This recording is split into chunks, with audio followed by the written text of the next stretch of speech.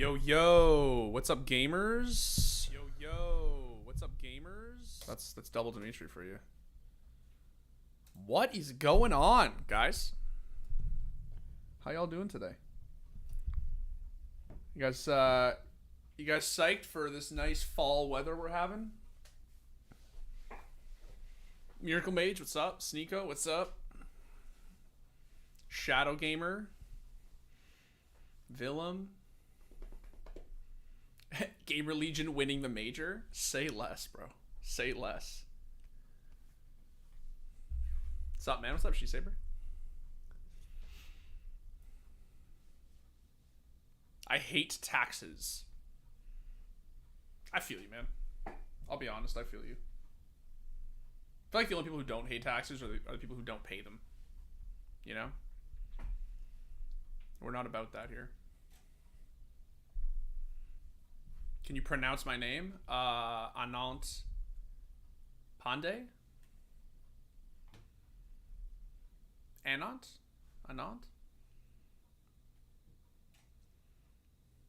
TI finals at the CSGO major, best 3 weeks ever? Oh, bro. Absolutely. Absolutely. I'm just on one. Especially these TI games have been so crazy, dude. So crazy. The time zone sucks. Because I'm on East Coast time in Toronto, right? So I can't watch the games. Like, even if I woke up, I would have to literally start watching it. Like, the games start at 11 p.m. my time. So, like, there's just no... Unless I actually pulled an all-nighter, there's just no material possibility that I can watch all the TI games. So I try to wake up as early as I can and watch them. Thankfully, I caught the Liquid series, which was just... For those who have not watched the end of Game 3, just... check it out. Check it out. Just check out Game 3, if nothing else. Yeah.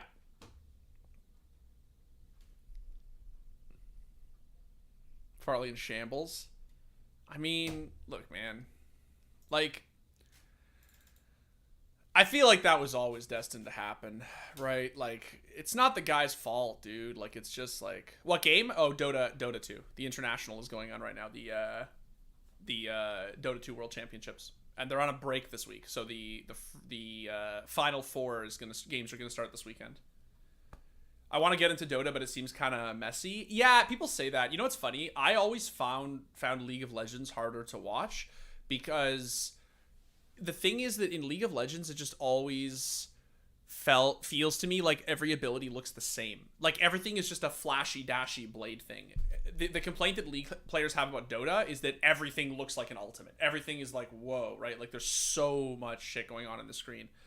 But I actually find Dota's easier to watch. And I'm sure that I'm biased because I've literally been playing the game for like since Dota All-Stars. So I came up on Dota and was very late to League of Legends, but I think they're both hard to watch for their own reasons. But Dota's insane to watch, man. And even if you don't really know much about Dota, you should definitely check out True Sight on YouTube, and you should check out the International, and you should watch it. I've always said that the International is the best 2 weeks in esports. It genuinely doesn't matter what if you watch Dota, if you know about Dota, if you're into the TI is the best 2 weeks in esports. You just gotta. It's like the Kentucky Derby, man. Like you gotta watch it. It's even just for the finals.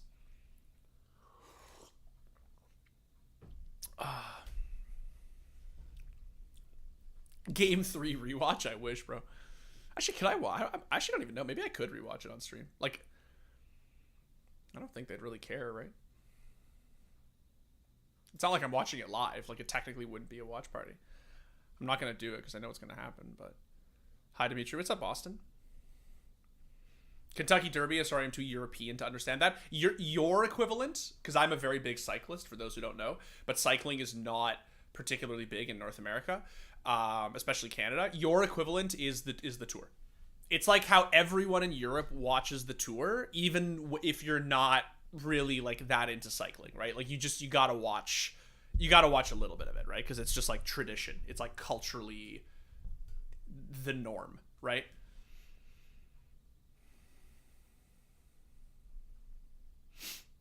I tried watching the Tour de France this year because I live in Canada, and I tried to watch it, and I literally was like Googling it, being like, okay, so like which of my local sports networks carries the Tour? And I Googled it, and it turns out that they all dropped it because the viewership is so low in Canada that like nobody cares. So I had to like go online and like find like whatever the European thing is called, Sky Sports or whatever, right? Whatever it's called. Like I had to actually find like a workaround to watch the Tour this year because nobody wants to watch it apparently anymore in NA. Watch Dota but don't play it. Yeah, that's fine, man. Truly, I think that's like, it's just like there's a lot of people who watch CS:GO and don't play it. I think that's completely fine. Like Dota is so entertaining, and TI is just another. Like TI is just the best tournament in esports. Like it's just not even close. Like it's the only tournament that I would say even like heads and shoulders above a CS:GO major. Like it's just, there's nothing like TI. Like it's,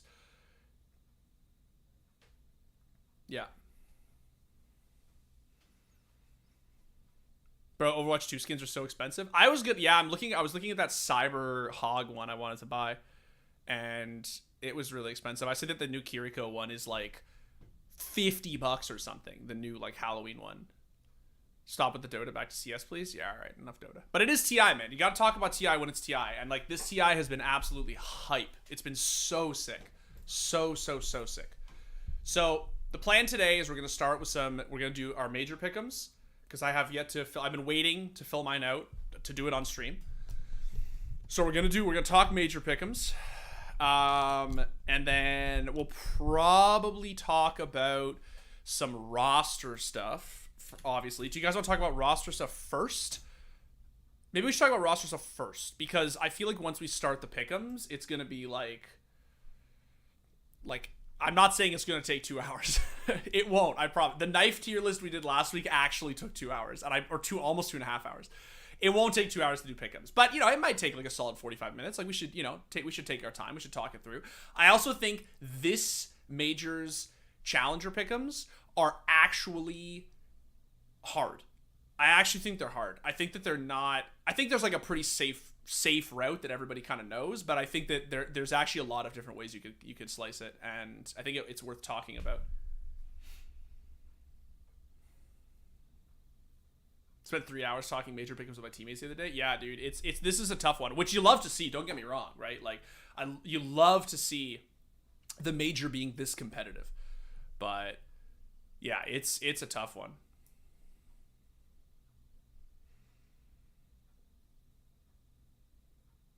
Should watch Launder's Pick'Ems. I haven't watched anyone's yet because I've obviously like seen a few on Twitter here and there because I can't avoid them, but I've tried to actually keep it like tunnel vision my own. I want to sort of work through my own, and then once I do my Pick'Ems, then I'll like go back and sort of compare them to other people's. Waiting for that puppy as the GOAT vid if Secret wins TI11. Bro, I really want Secret to win TI11. Like, I'm cheering. I'm just talking about fucking Dota again. I'm cheering for Liquid, and I'm cheering for Tundra, obviously, and I'm cheering for Secret. But I would just be happy if like basically any of these teams left won. Right? Even if Aster win, that would be sick. I would love that for Burning. I would love that for China. Like, China's had a rough go of it, man. Last couple of years. Like, for sure. Let's do roster. Okay, so the big thing, obviously, is for those who have not seen. Let me just. There. Cool. So, and I have to close that thingy. Sick. So, for those who have not seen, let me just make sure I can get my display. Yeah. This is obviously the big news of the day. Device. Now, this has been like rumored for a while, obviously, but this is obviously sort of a more the report is that it is official. The report is that it is official. Mind you, I'm not saying it is official. I'm saying the report is that it's been the move is a done deal. Device back to Astralis. People have been asking about this for a while. Like for the last like 2 months, I've been doing hot retakes. People have been saying like, device. What do you think? Device to Astralis. What do you think? I think basically device to Astralis is sort of like the move that makes the most sense. Not just because there's obviously a ton of legacy there, obviously. But I just think that there's basically nobody in tier 1 CS right now who needs a, like, who could utilize device as a, like, a opper like device the way that Astralis could. I just feel like that's the issue for me. Was never like one of synergy. Like, obviously he's going to be playing with Glaive and Zipex again, right? It's never been an issue of synergy for me. It's always just been a question of money. I just didn't know if Astralis could afford him. Like, yeah. The problem is, without any actual games in a while, we don't know how he will perform. I mean, here's the thing, man. Like, that's what everybody's saying, right? Like, I think it is very fair to say that it is pretty fair to say that Device is arguably, he is absolutely arguably, yeah, no, I don't turn ad block off for a variety of reasons, but he is arguably the greatest CS:GO player to ever live. I mean that, like, arguably. Like, if you look at titles, if you look at MVPs, if you look at consistency, obviously, like, CS, like, Simple is the de facto GOAT, and I do think Simple is the GOAT, but there is absolutely a genuinely sensible conversation that Device is the single most consistent, i.e. best CS:GO player of all time. He is just on another level in terms of how this guy has shown up over the entire course of his career. Like, despite never finishing number 1 on the HLTV, the way that this guy has placed, right?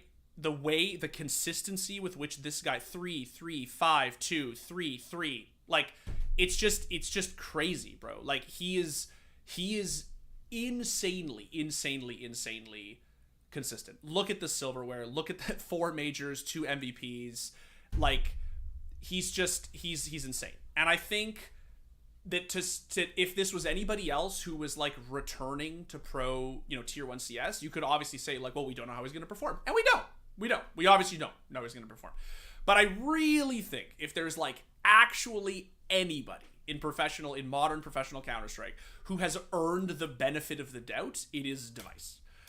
Right? This guy was not just a great opper. He wasn't just, he had a flash in the pan. Like, this guy has consistently, since 2015, arguably 14, but definitely 15, has consistently been one of, and by one of, I mean, like, top 3 best CS:GO players in the world.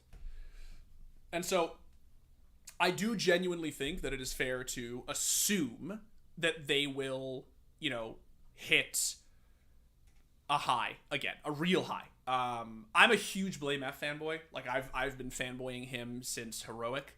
I think that he is just the star of that team as it is right now. I think he's the player that they should be looking to build around. I think getting Device definitely offers firepower that team needs. I think that team is in desperate need of firepower. It's not a shot against Farlig at all. I just think that they are in desperate need of, like, some actual superstar, cannon power. And the question is, do you keep Mr.? Dude, I just don't know. I don't know. It's hard, right? Like, I think that Config's problem was not that he was obviously, like, not a great player. I think Config's problem was consistency. That was always the issue. I think at his best, I think he and BlameF together, I think that they're maniacs. Like, they're nuts. They're really good. I just don't know if, you know what I mean? Like, the issue is consistency. But I think that at his best, I think Config is crazy. I think Config is a really talented rifler at his best. And how do you replace that firepower? Is hard to know. It's hard to know. Like, it's all so fresh, right? Like, we just have no idea. Mister's literally been playing for whatever the hell it is, right? Weeks. Like, it's hard to think they're going to shake for first half of 23, but they're going to do so. Yeah, I mean, we obviously have to give it time. No one's expecting Astralis to, like, like Device to come back and like dominate tier 1 CS all over again. Like, you know, go toe to toe with Zywoo and Simple. Like, I don't think anyone's expecting that. I think that they're expecting him to return to his, you know, his form, but I think it will take some time. Will he ever reach the heights of the 4-time major winning, you know, 2018, 2019 Astralis? I don't know. That's hard to say, because that team was always really good because they were a team, to be fair, right? Device was the star player, but, you know, that team was built around him. The reason his really defensive, really passive opping worked so well is because the team was a really well-oiled machine around that style of opping. Now that team has obviously, you know, been broken apart, we're going to have to see how it gets built around him once again.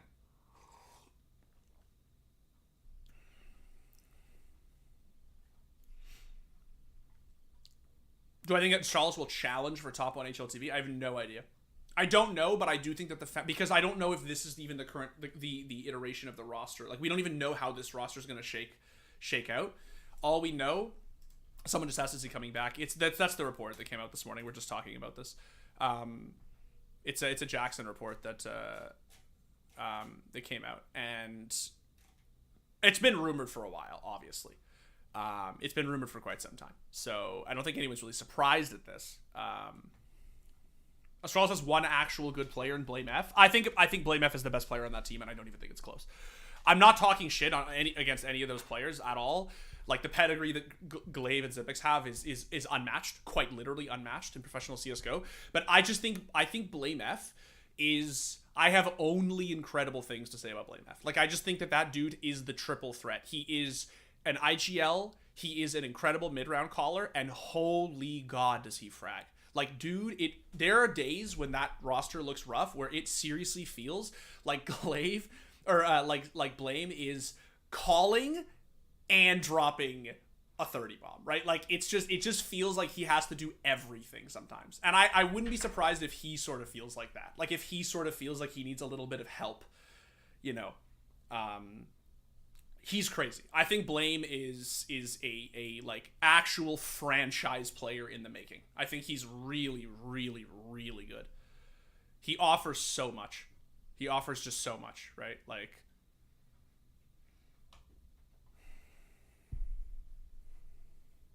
Zip is a liability. They don't sack Zip.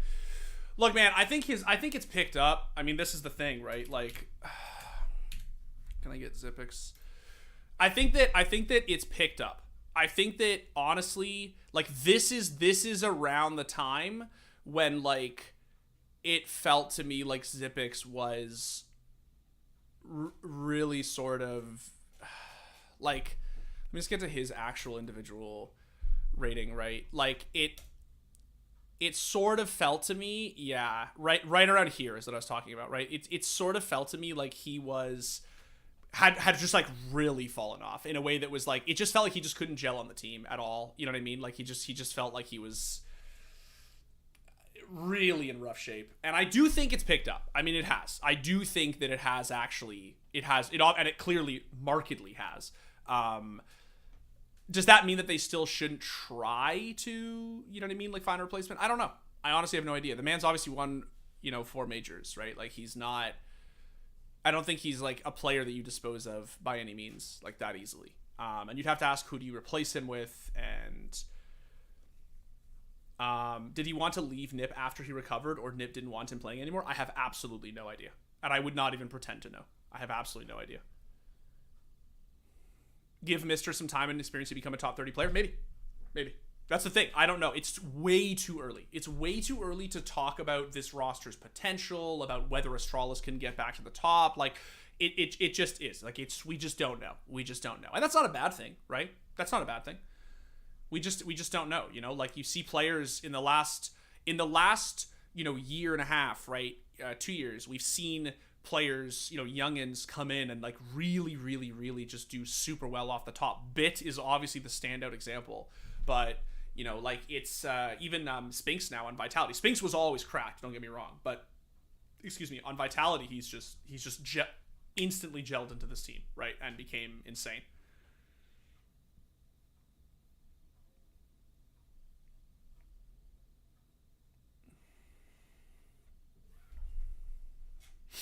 Yeah, that's basically it. I guess there's not really much else to say about it, right?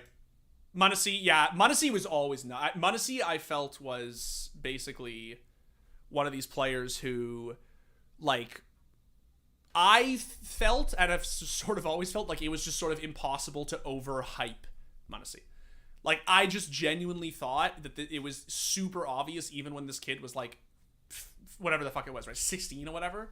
Like, that he was going to be insane. He was regularly stomping in FPL. He was smurfing in the Academy League. Like, I don't just mean fragging out in the Academy League. He was smurfing. Like, this guy was going, like, 27-6 in, like, league matches. Like, actual matches, right? Like, he was absolutely insane. And I think that it was very obvious that he was going to be... It's like one of those athletes who goes right from high school into the NBA. You know what I mean? Like, they just skip the NCAA. Like, they just don't even need it. I just feel like that's how insane m0NESY is.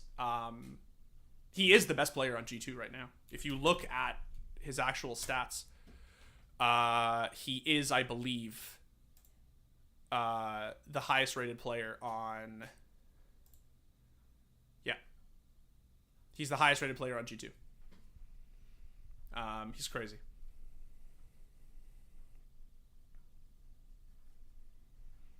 Hi, Dimitri, just a different question outside of CSGO. Will there be any live streams about Dota 2? Just thoughts. Thanks.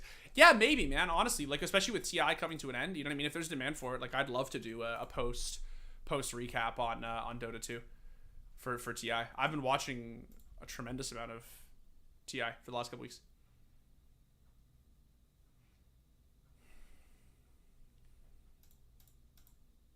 Anyway, yeah, that's basically it. I think that... Let me open CS. I think that that's pretty much all there is to say about DEV1CE. I do feel for Farlig. I will say that, like, and I know some people said in the chat. I do feel for the guy, because like there's just, like, what was he ever gonna do? Like, how is it possible that this guy was ever gonna, like, get the chance to earn his spot out from under DEV1CE? Like, DEV1CE is inarguably, right, like, the most consistent opper, like, ever, right, in CSGO. And, like, it's just, what was he gonna do to, like, be like, oh, you know what, you've been, you know, this rookie, this hotshot kid we have, he's looking really good, this like 19-time or 18-time MVP or whatever, right, with 4 major titles, is, you know, we're just not gonna take him back, right? Like, I just think it was fated. It was just fated to be bad, right? As soon as the rumor started breaking out that DEV1CE was going to come back, I think Farlig's name was written on the wall. People are saying, someone said Farlig didn't perform. He was missing shots that he shouldn't have. Even so, man, even if he'd hit every fucking shot, dead ass, like, even if this kid had actually just become, like, oh fuck, like, what would it have taken for him to keep his spot over DEV1CE? He would need to actually be ZywOo.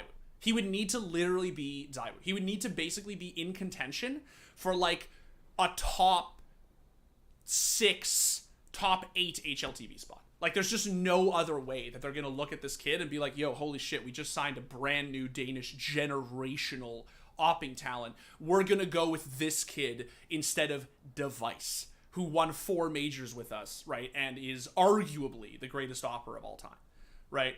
So it's just tough.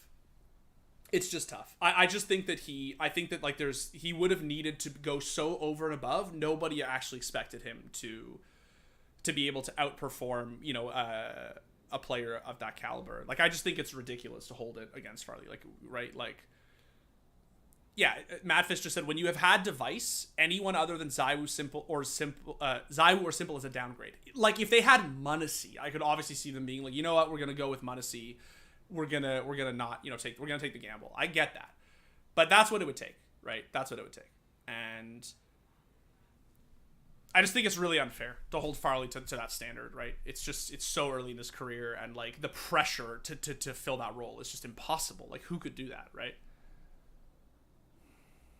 Do you think Spinks is a top 10 player this year? That's a good question. I don't know, man. I mean, he has just been absolutely tearing it since he joined Vitality.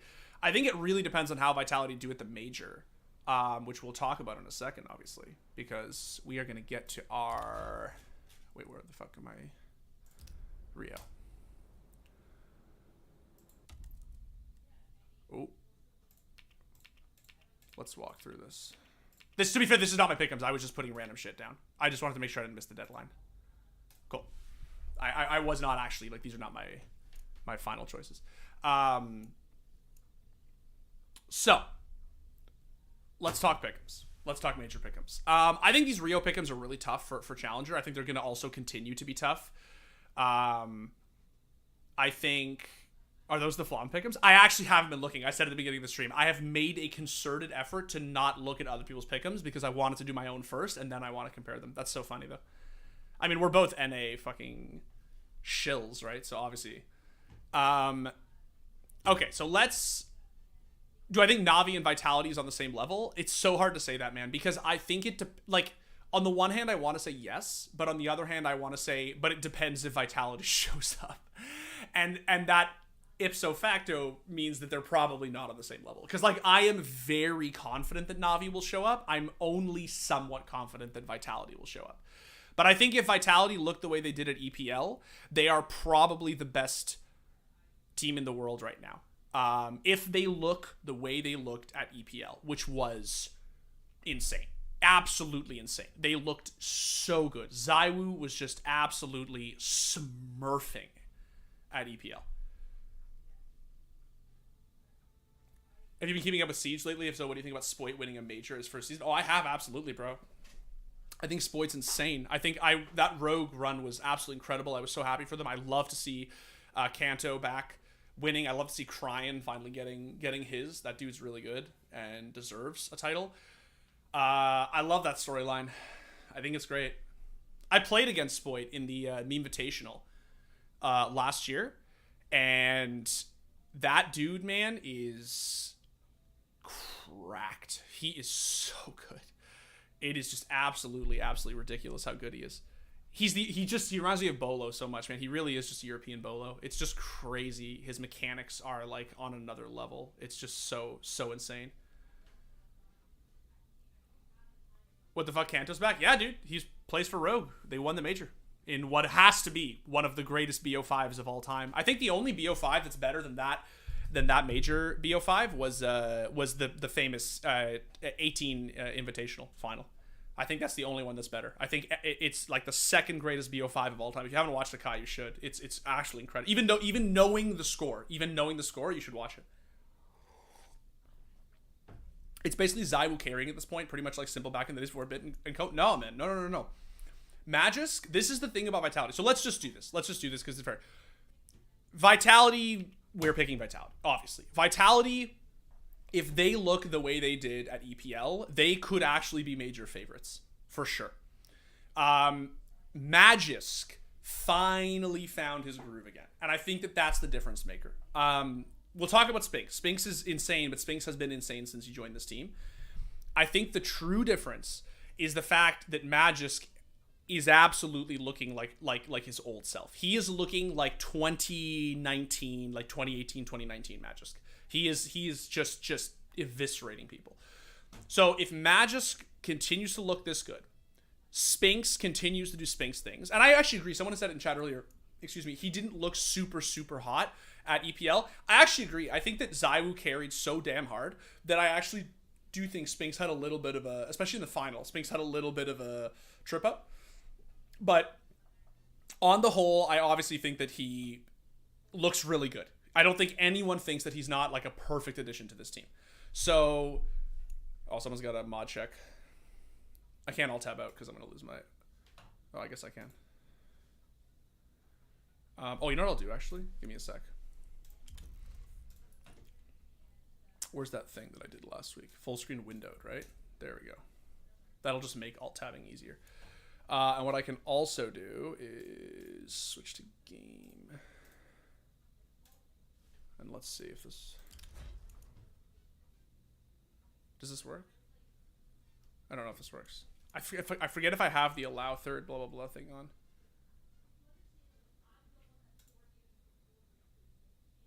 on. Sorry guys, 1 second.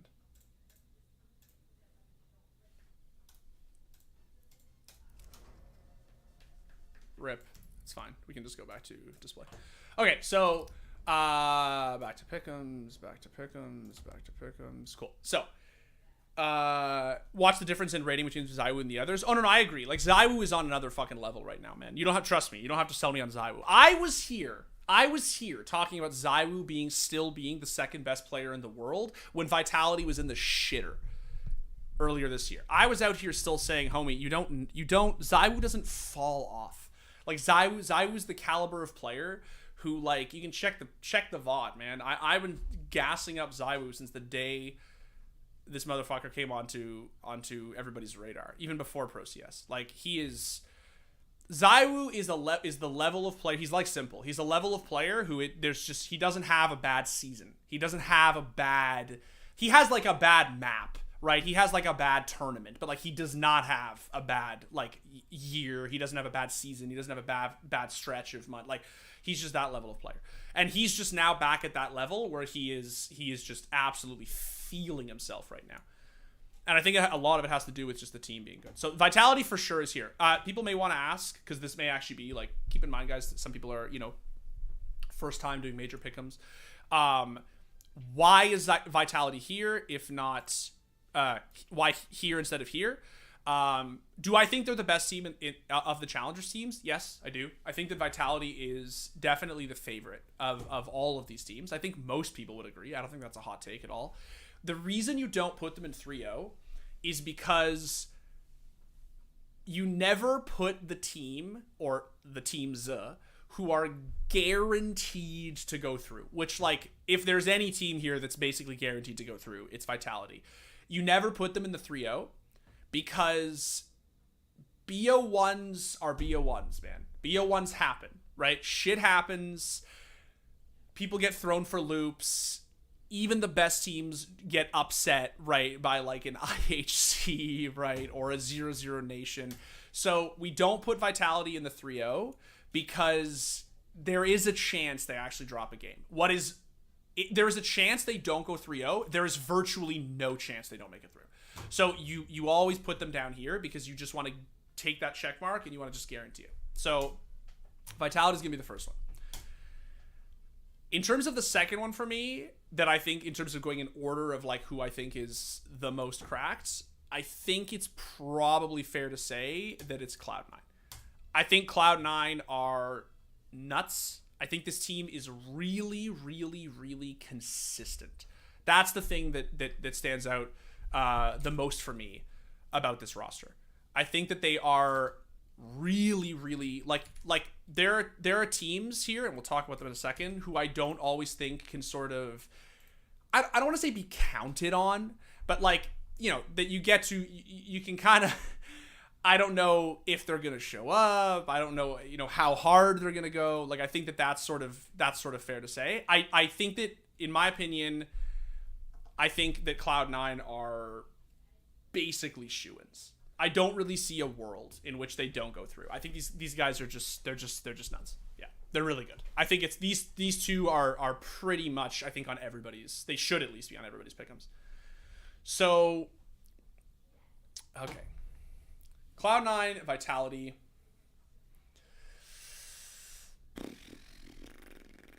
I think that the next closest team in my mind, next to Cloud9 and next to Vitality, that are just guaranteed, is Outsiders. I think Outsiders are a team that people absolutely hate playing against.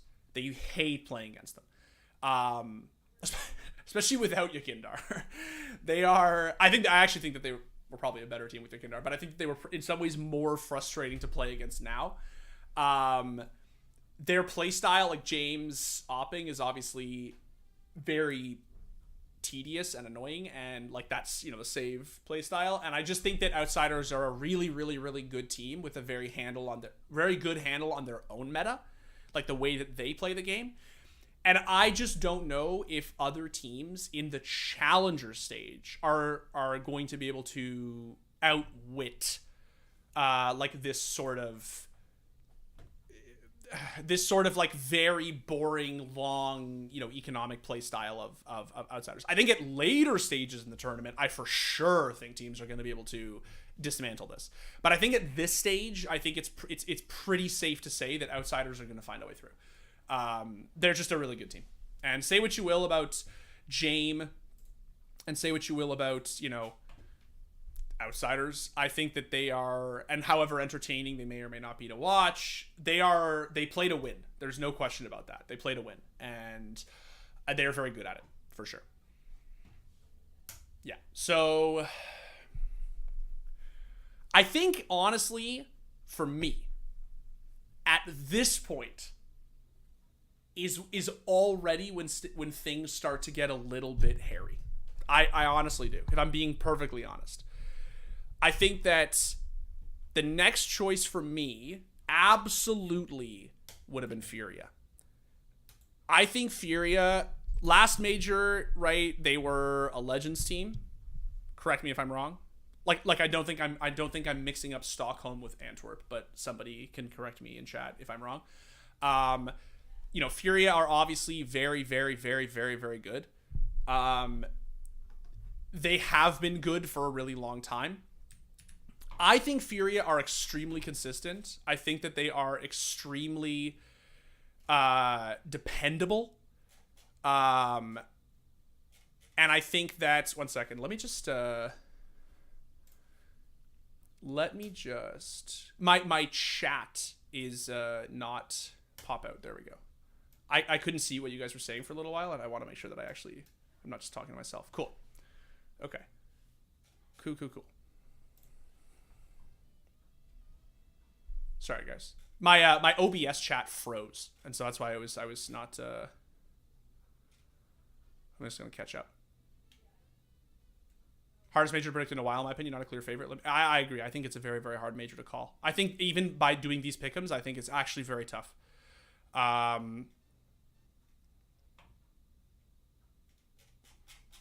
So let's go back. Where's Device? Device. We just finished talking about it, bruh. It's there's a report released this morning that he's returning to Astralis. Like, the report is that the deal is done. No doubt Liquid will make it to the playoffs in my head, at least, but there is a part of me that honestly hoping they make it even further, just slightly, to make a memorable run for them. I think, and I don't give a shit how many of you say this is NA copium, I think that Liquid are... I think there are 4 favorites to win this major. I'm going to take the brief pause from the pick'ems to say I think there's 4 favorites. My 4 teams in no particular order. Okay, I shouldn't say no particular order. Top 2, Na'Vi FaZe, and I don't know who beats who. I don't know who's ahead of who. Na'Vi FaZe are like the 2 sort of like obvious favorites. I genuinely think that Vitality and Liquid are 3rd and 4th. I do, and I don't think that's NA copium. I honestly think that if you don't think that Liquid have a real shot at this, you're just a fucking EU near airport hater. Like, you're just not paying attention.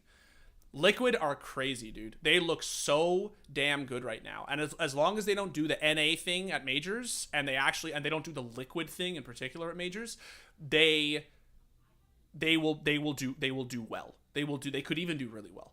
Yeah. I actually think, in some crazy way, Vitality may be a bigger question mark than Liquid right now. As insane as that may sound to some of you. I think Vitality is the team that I am the most sort of on. Even though I do think that they're like a top 3-4, I'm just afraid that certain parts of that team won't show up. But Elige looking good now again as well. Yeah, Elige is looking like 2019 Elige. He had a rough EPL final. I will say that. The event, he had a good event, but his final was like, oh, dude. I felt so bad for him during that final.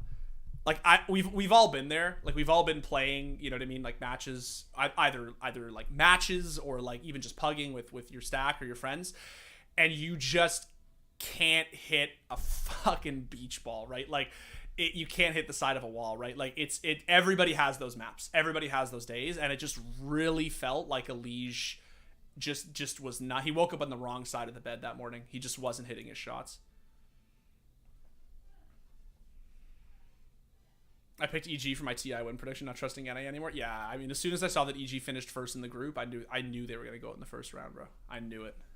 I felt it.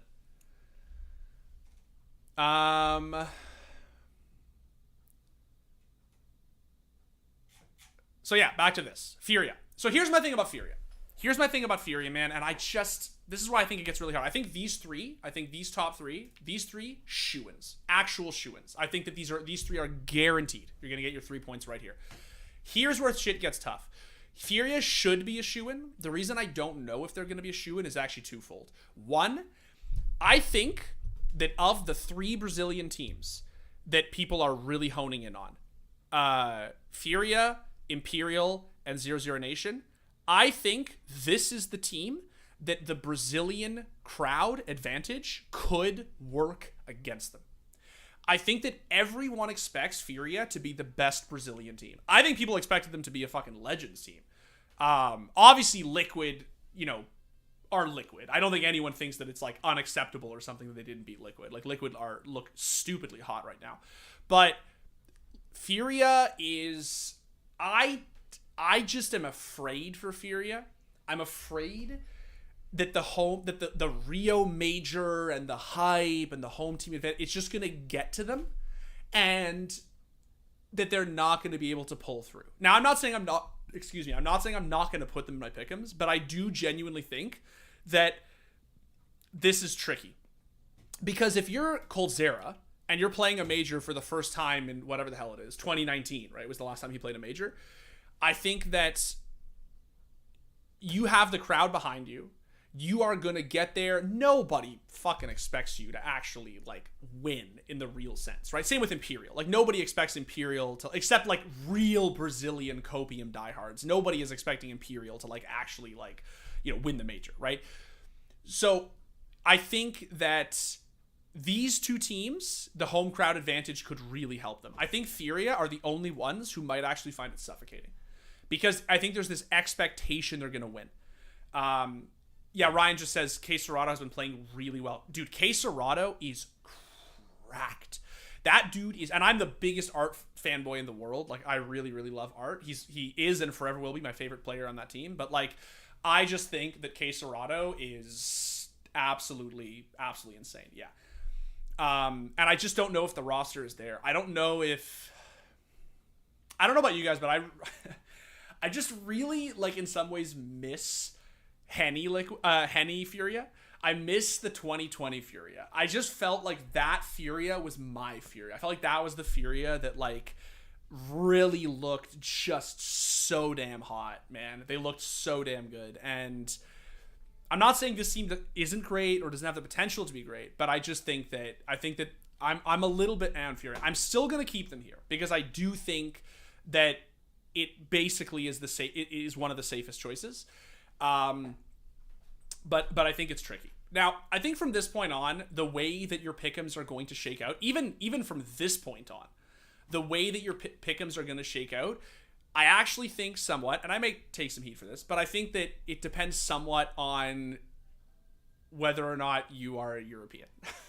If I'm being perfectly honest. I think that this, and let's say either this or this, probably more likely this is probably going to be your pick'ems. I think that this is probably, and I said to chat at the beginning, for those who are just sort of tuning in, I've actually made a point of not checking out other people's pick'ems. So I haven't been, like, watching YouTube videos. I haven't been, like, I mean, I've seen a few on Twitter because I can't avoid them. Obviously, they show up on my feed. But, I'm not comparing this to like, this is just what I generally think will be people's pick'ems. I think this is, like, sort of the safe choice. And there's nothing wrong with these pick'ems. I think these are perfectly safe pick'ems, and you are, combined with a good 3-0 and a good 0-3, you'll probably get your 5. What I think, though, is that this is a fair, even just a little bit of EU bias. I do think that going all in on these 3 teams is a little bit EU, right? EU copium. I think there is a really, really good chance that Fnatic go through. I think there's a really good chance Fnatic go through. I think Fnatic look good. If not great. Like, some people have Fnatic as their 3-0, right? I honestly think that it's not crazy at all to think that they could do the 3-0. Gamer Legion 3.0. Look, man, I know that some people have actually done the Gamer Legion 3.0, and I think that, one, it's a good meme. It is a good meme. But I also just actually think it's not that crazy. Like, if you look at one, they're coming off this G2 win, which is not insignificant. Like, that's not insignificant. I think that the matchups are not that bad. I actually think there's, like, a chance. It's a meme. It's obviously a meme. But I do think that there's a chance. I don't think you're, like, categorically trolling if you put Gamer Legion as your 3.0. I think if you put, like, IHC as your 3.0, you're trolling. But I don't think that if you put Gamer Legion as your 3.0, you're trolling. I actually think that there's, like, a chance, for sure. I would say it's, like, on par with putting, like, B&E as your 3.0. I think that it's, like, not actually that insane. Imagine if Gamer Legion 3.0 memers got the diamond coin. I mean, look, man, if you get your bottom, if you get your bottom in shape, then it doesn't even really matter what you put as your 3.0, right? So, look, I think Fnatic is probably a very safe bet. I genuinely think that they're a team that is. I didn't say it as a meme. Honestly, it's not that crazy. They beat G2 and put on an insanely good fight for FaZe. That's sort of what I'm saying. I'm saying that I think it's not crazy. It's not crazy to put them as your 3.0 by any means. I think that there is a very, very, very, very good chance. There is a good chance that EG go through.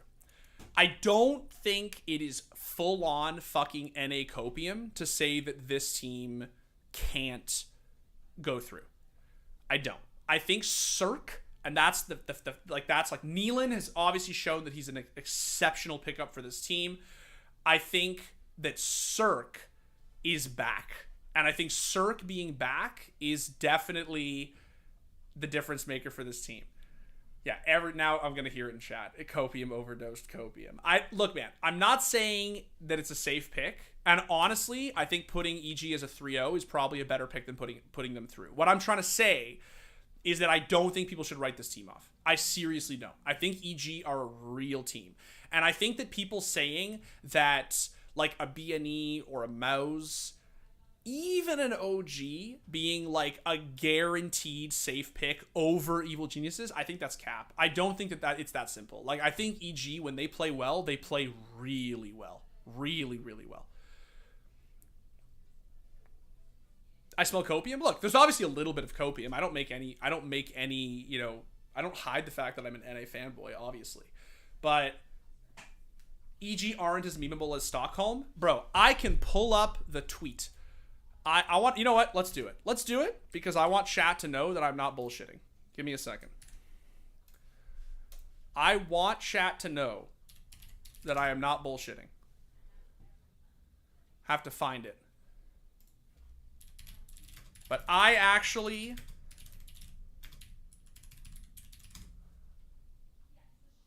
Hold on. This is going to be hard. Yeah, it's going to be tough to find it. But I actually put EG as my 03 for Stockholm. I did. And I'm a huge EG fanboy. People who know me know that I'm a big EG fanboy. But yeah, this is the other thing I wanted to say because someone in chat just pointed it out. So I'm not just drinking the copium. I put EG as my 03 just like everybody else did for Stockholm, right? I kind of like this YouTube stream thing. Yeah, me too, man. Thanks, Floofies. I genuinely think EG can be beaten by IHC. It's just the seed for IHC makes them going out to next stage borderline possible, and EG has a better shot. So here's the thing. Here's the thing that I want to say about EG. EG have a good matchup. The problem, and I really do feel for them, the problem with Big is that Big have Big would sort of need to make a miracle run if they were gonna go for the 3-0. It's just not gonna happen. Like, they might make it through, but there's just no way that they're gonna do the 3-0. It's just it would have to be insane. So I think putting EG as your 3-0 is not crazy. I don't think it's crazy. I think that there's actually like a real fucking chance that they were to do it. But it's tough, man, because like on the one hand I want to put them up here, on the other hand I kind of want to put them down here because I just want to play the safe card. But I'm not even sure that I'm that much more confident that they'll go through than that they'll 3-0, right? Like it's if that makes any sense. I think as far as the 0-3 goes, I think there's sort of 3 choices that are obvious. I think one is 9Z. I think the other is obviously IHC. They're like the perpetual 3-0. And then, of course, there's Greyhound that everybody has as the other one. And I'm sorry for the Aussies out there. I genuinely am sorry, man, that, like, you know, I'm genuinely sorry that y'all just get the Greyhound slam dunk. I'm sorry that y'all get this treatment every major, man. It sucks. Like, I'm not out here to, like, shit on Aussie CS. I'm not. I'm an NA fan, dude. Like, trust me. I hate it when my region gets shit on. But, like, I just... Greyhound is most picked for 0-3 easily. I know. They obviously are going to be. Nobody ever wants to doubt against IHC. No, it's like bad karma. It's like bad juju, as they say. If you put them in your 0-3, because, like, they're always going to win that one fucking game and they're going to screw up your stupid point. Exactly. Someone just said they will win one game just to fuck up all your pick'ems. You just know it. Exactly. That's it, right? Now, Greyhound could do the same, but I do think that they are the safest 0-3 pick. I think that they're the safest pick. 9Z could honestly also go here. I do think they could, but I trust more that Greyhound will go 0-3. I think it's a safer choice. And as Ryan just pointed out, Greyhound also has the worst seed. Yes, good point. They have to play the worst. They have to play the best team that lost. Yeah. So if somebody gets upset and then they have to play them, it's like fucking. It's very tough. IHG can actually beat EG, so the 0-3 pick isn't safe. That's true. I think it's like. I think a lot depends for the 0-3 and the. I think a lot depends on the 0-3 about this matchup. I think the EG IHC matchup a lot depends on. I think personally. I personally think that the 3-0 pick is the hardest one for this. I just don't know, man. I just don't know. I think it's one of the reasons why people have settled on Gamer Legion. I just genuinely don't know what is a good 3-0 pick here. I just don't know. Vitality or C9 3-0? Yeah, Mr. Spicky, but as someone just said in chat, and I said this a little while ago, you never put the best teams for the 3-0 because the best teams are guaranteed to go through, and so you don't want to screw up. You don't want to screw that up. You want to always pick an underdog for the 3-0. You always want to pick somebody who... I put Fnatic. Yeah. I have Fnatic going through, and I could put EG as the 3-0. I agree that is copium. I agree that this is NA copium. I do not, however, think that this is NA copium. I don't. I genuinely think there is a very, very real chance that EG goes through. I honestly do. I think this team looks really good, and I think that they, albeit still new and still fresh, I think that a lot of the, like, LOL, Keck W, EG, you know, OG are definitely going to go through. Mo's looks so good. I think that's just EU copium, man. I really do. I think that this team is no better or worse than these teams. I genuinely don't think that EG is any better or worse than these teams. I don't. This, in my opinion, is a fine pick'ems. This is a fine pick'ems. I think Mouse is going to go through. I haven't really talked about Mouse yet. I haven't talked about OG or Mouse. I think Mouse was looking rough in matches, not going to lie. It's tough, man. It's tough. I think that Mouse have looked really good late. Like, if you take sort of like the recent past, they haven't been looking that great. But if you look at like sort of the last few months, like, you know what I mean? Like collectively, Frozen has in fact been playing really well, as Ryan says. And there's something about this team that just shows up when it matters, man. And I really respect that about Mouse. You know? They really show up when it matters. And I think that Torzy's not consistent. I agree, but I think that I think that he's consistent on the big stage. Like, I just think that, like, when they need to win and they're in a group stage that, like, really, really fucking matters, I feel like they show up. I honestly just feel like they show up. I'm not saying it's you know, you could put... I think that the stand-in situation sort of changes things up, right? Like, I think that's one of the other things here. Like, I think that it's a little bit easier to put Mouse in, knowing big sort of situation right now. Hello, bro. How are you? I'm very well, Slaith. What's up, Dimitri? What's up, Rizwan? Don't forget about the crowd effect. Yeah, I mean, like, it's this. So here's the thing. This is the other thing we have not talked about, and I thankfully there's no Brazilians in here who are, you know, fucking reaming me out right now because I haven't talked about 00 Nation or Imperial. So maybe it's because I have Fury in here, so I've gotten a free pass from the Brazilians. So here's the thing, man. Here's the thing, right? Do I think there's a chance that either 00 Nation or Imperial could go through? Yeah, I do. I think there's absolutely a chance. I think the home crowd effect with Fallen and Coldzera and like Taco and Ferd, like I really think there is a real chance that one of them could go through. Do I know which one of them? No. I have no idea. I think Imperial probably, if I'm being honest, I think edges out 00 Nation just a little bit. I didn't put Imperial due to performance at the RMRs. They had to beat Pain and Complexity to qualify. I don't want to risk it. Yeah, that's sort of the thing, right? Like, and to be completely honest, I think Complexity should have won that series. I don't think that that's Copium. I don't think that's NA Copium. I think Complexity looked really good. It was just a very, very tough series, man, against, literal legends of the game, right? You are cursing Fnatic 3-0 Bantu Eagles? Yeah, I mean, I'm not going to put either of these teams because I don't know which one to pick. I just want to be clear. It's not that I don't think either of them could do it. I just don't know which one of them would do it. That's why I'm going to stay away from either of them.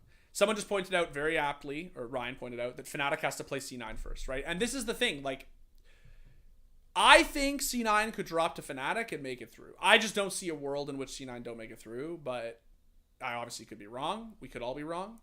I think Fnatic going through feels safer to me than the 3-0. And this is sort of the problem. Where, like, this, I feel really good about this. And if you want to take away EG and you want to put fucking Mouse in, then sure. This is fine.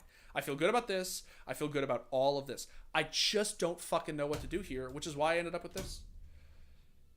Could be B&E. Could be B&E, it could be Gamer Legion, or it could be... I'm not going to put big. I don't think it can be big. I think this is actually just not a... This is just not a realistic pick. Their situation is too scuffed, and their matchups are too shit. Hey, Dimitri, Brazilian fan here. Did you speak about big versus the crowd? I mean, Brazil versus Germany rivalry very near to a World Cup, Look, man, I think big has it rough enough at this major. And I actually like big. Like, I like Tabson. So I don't want to give them the, the bad juju even more, to be honest. Yeah, this is not going to happen. This is not going to happen. I feel very confident in saying that there's just no universe in which this happens. If this fucking happens, bro, big will win the major. Like, there's just no way that this happens. I think EG is a good pick. I don't think it's crazy at all. What if we see big with 7-1 match scores versus 00 Nation and Imperial memes? Yeah, that would be the god tier meme. I'd make a video about that if that happened. Do you think the King of the North Twists will cement himself as the best in this major by winning?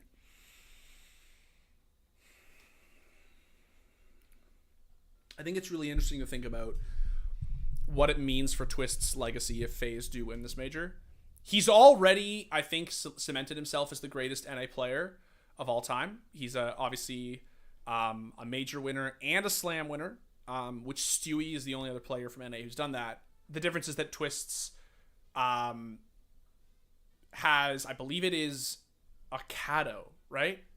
Because they won Kato, obviously FaZe, but Stewie doesn't have a Kato, right? So he edges him out narrowly. Pimp got 00 Nation 3-0. Isn't Pimp a part of 00 Nation? Isn't he a streamer for them?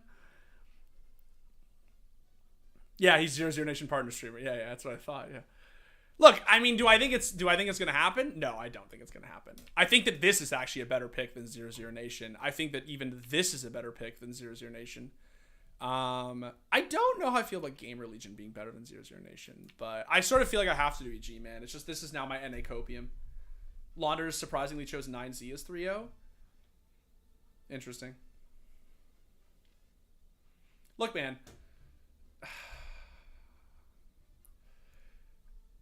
If this was Team 1, I would have said 100% they go 3-0. Hundo P, they go 3-0. But I don't know. I think EG is the team that... I think their matchup is the easiest.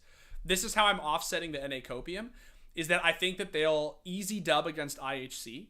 And I know what everybody's thinking. I know what you're all saying. Oh, IHC is going to beat Evil Geniuses. Lol, the memes. It's going to be so funny. And that could happen. That could absolutely fucking happen. EG could show up day one and they could just absolutely defecate all over the fucking stage, man. 100%. 100%.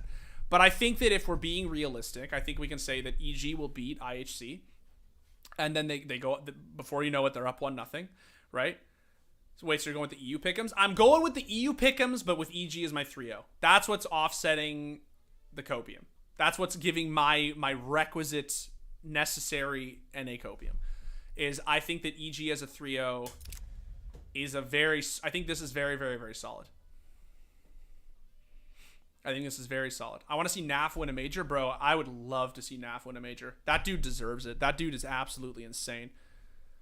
There are certain players that transcend the sort of like NA lull fucking memedom, and there's a few of them, right? Obviously Twists. Twists is like arguably the best player on FaZe Clan, and is North American. He's Canadian, no less. Shout out to the maple syrup lad.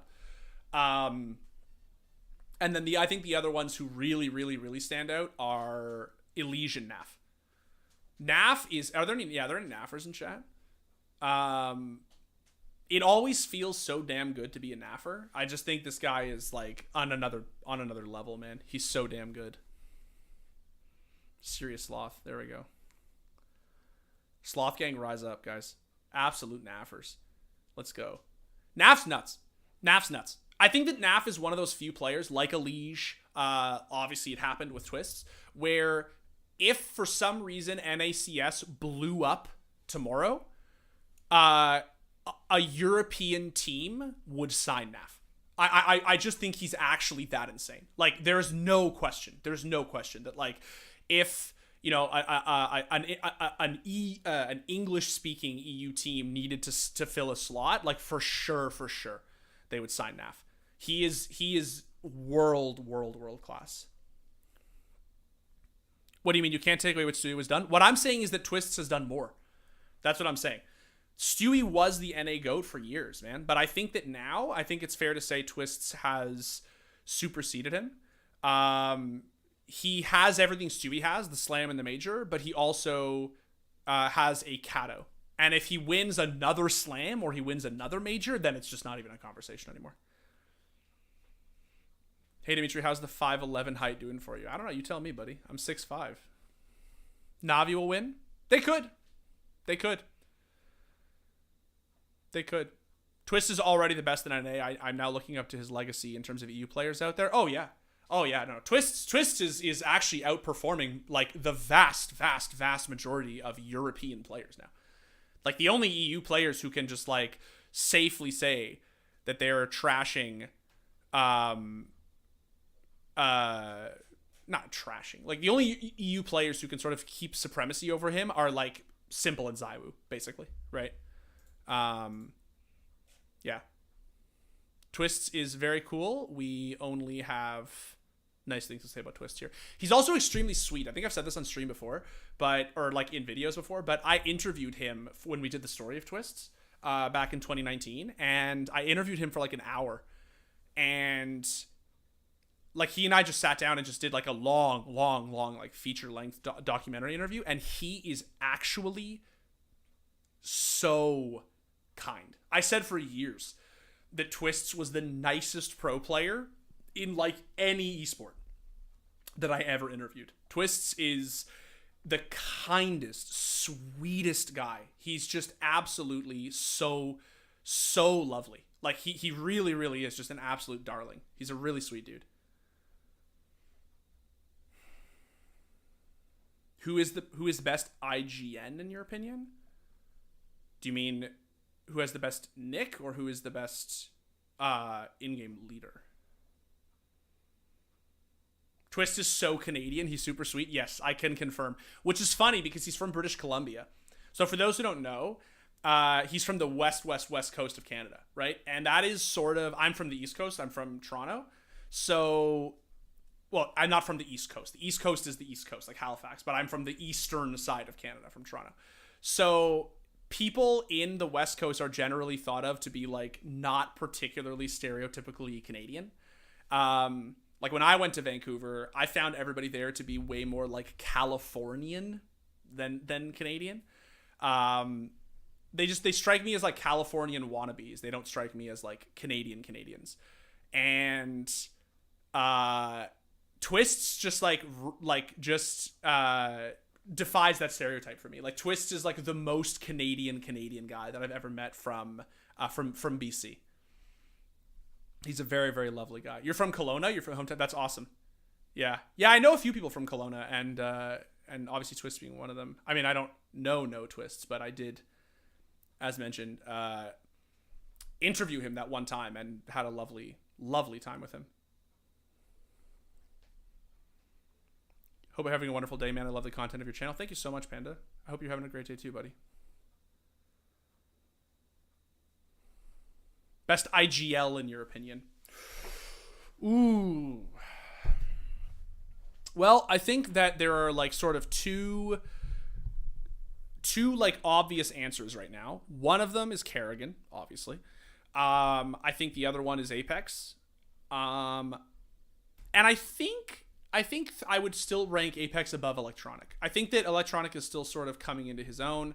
I think that the things that make Navi strong are sort of all of their individual playmaking and shot calling. I think that Electronic is a great IGL, not slandering him. I just think that collectively as a team, I think that Navi makes good calls. I think Blade also plays a really strong role in how Navi, is structured. And I think that it's sort of split between the coach and Electronic, and then sort of like Simple with the mid round. So yeah, I think that I would still probably I would put Kerrigan at the top right now because I think that's just fair. He's earned it. And I think that I would still probably rank Apex above Electronic. I think Apex is a tremendous in-game leader. If you hear the way that Zayu talks about Apex, it's pretty enlightening. And then of course there's Hooksy, obviously. Yes, we need an exclamation point Hooksy in the chat. He is, for the blind, he is the vision. For the deaf, he is the sound. For the mute, he is the voice. For the hungry, he is the chef. For the thirsty, he is the water. Hooksy the Giga Chad. Absolutely the best. Absolutely the best. Zeus? Oh, bro, I have nothing but amazing things to say about Zeus. If you want to know all the great things I have to say about Zeus, just go watch the story of Zeus that we did like 3 years ago. I had to beg them, bro. I had to beg them to let me do the story of Zeus. Beg them. I just like, because we just didn't know how I was going to perform for an NA audience. Like we didn't know how I was going to perform for an English speaking audience, right? Like it was just like, because he's so big in the CIS, right? But he's not really, Let's see. Hold on. People are asking me to go and check out this Dota 2 announcement. Apparently they're giving away free battle pass stuff. Let's go check it out, guys. Let's go check it out. What do you say?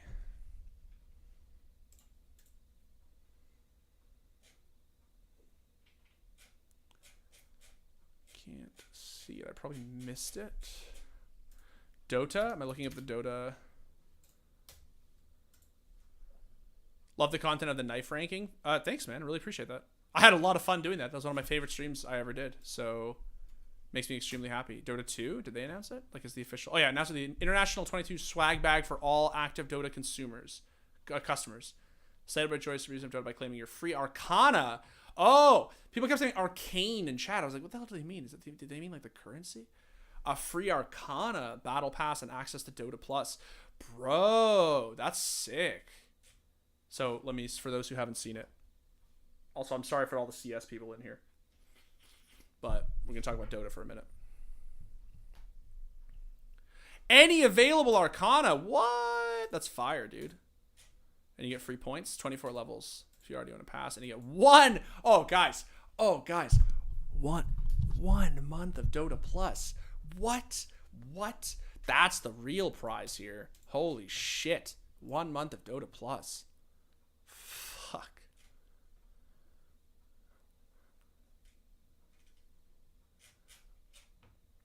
Fuck it, I'm installing Dota and trying it out. Do it, bro. No better time than during TI. Dimitri, why do you hate League? I don't hate League. I don't. I play it for fun. I just play. I am a Dota player. I've been playing Dota since like 2010, 2000, right? Like fuck, even earlier, right? When did I start playing All-Stars?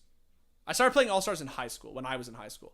So a while. And I played League when it first came out in like 2011 or something. I think it was 2011 when I played the beta. Or not the beta. I didn't play the beta of League of Legends. I played like when a game came out in 2011, right? Came out in 2011? Anyone in here as old as I am? 2000. No. I know that the game came out in 2009, like the beta or whatever. Didn't it launch in 2011? Like the full game launched in 2011. No one cares? Yeah, that's fair. I mean, it's League of Legends. Who gives a shit? But I played it in 2011. Was like, oh, this is terrible. Like, this is a really bad video game. Who the fuck would ever want to play this? And I went back to Dota, All-Stars. That may have been 2010. I can't remember. And then I started playing Dota 2. So I played Dota 2 for like 10 years. So yeah, I don't hate League of Legends. I just don't. I'm a Dota player. Like, I just don't. Why the fuck would I play League when I already play Dota? Dota's just a superior video game. Like, League is fun in the same way that if you play Counter-Strike really seriously, you can go play Valorant and, like, have fun, right? You can enjoy Valorant and not be, like, a huge fan of the game, right? But League is fun. League is, like, fun to fuck around in, right? And just do stupid shit and, like, you know, style on kids. But, yeah. Well, this is cool. Yeah, for those of you who didn't know. This is pretty sick. This is actually pretty sick. Because these are like $40, right? Aren't these like really expensive now? Right? Or I shouldn't say now. They've always been expensive, but they're expensive. 2013 was closed beta still. Was it actually?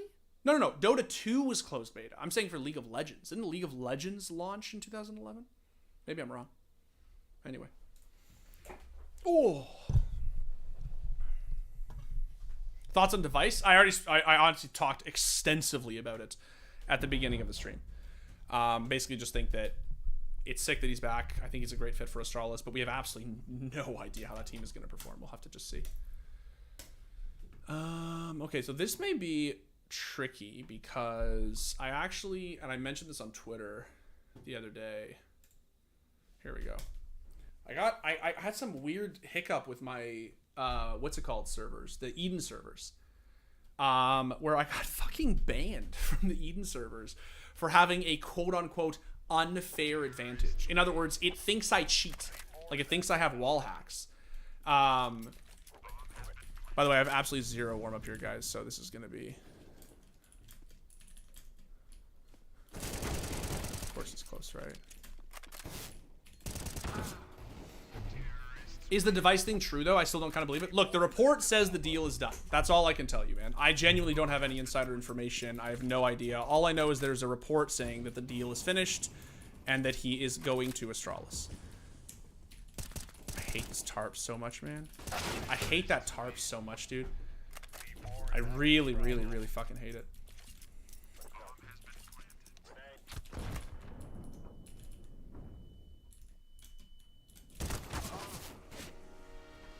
Can we talk about how goated Dimitri's parents are for picking that name? True.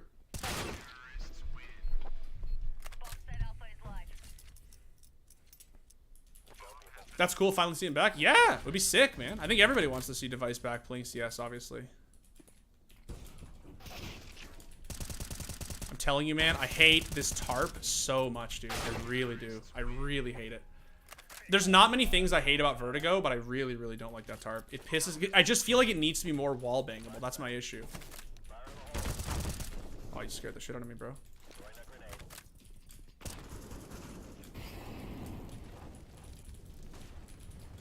Of course. That was my teammate. Nice knife, thank you. Shout out to Dimitri's parents. Let's go. Is Toussaint a French name? Yes. Toussaint is my middle name. A lot of people think it's because I'm a hyper Witcher fanboy, which you can see in the background. I have a bunch of Witcher artwork, which I am. I'm a huge Witcher fanboy, but it's actually because my middle name is Toussaint. Both. Oh.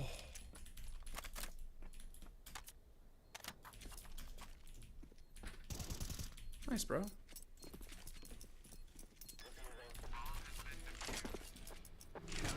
Toussaint Croissant. Yeah, tell me more about... Dude, there's this funny thing I joke with my friends all the time about how every fucking swamp creature in retakes literally thinks they're the first person to be like, Toussaint, more like croissant.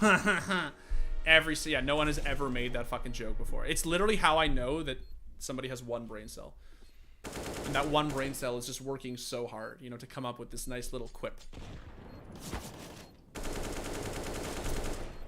Part French? I'm part French Canadian. Yeah. My mom is from Montreal. Left.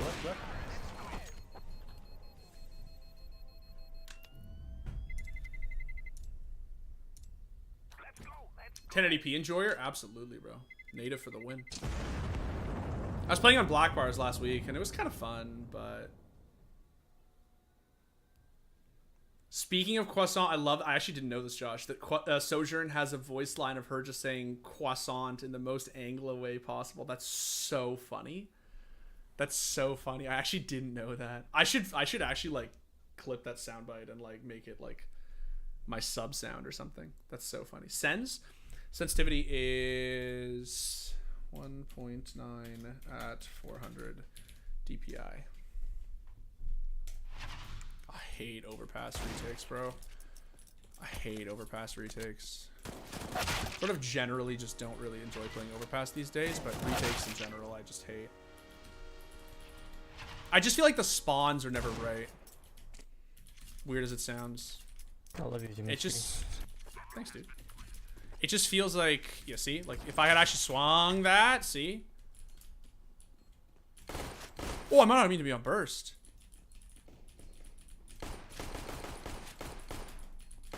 I should probably hit a shot, eh? Oh, I should probably hit a shot. Not sure how. It's literally like croissant. I love that. How's Colton doing? Controller kid. I want to see Shocks Kenny Keo. I feel like that is bound to happen. I feel like that, like, aging French Last Dance is just, like, bound to happen, right? Like, with Vitality sort of being the only, like, last bastion of French CS right now, and then being even just, like, now international, it feels like we're gonna get the, Where's that one? I feel like we're gonna get that eventually. It just feels like it's an inevitability at this point, you know? Oh, heaven.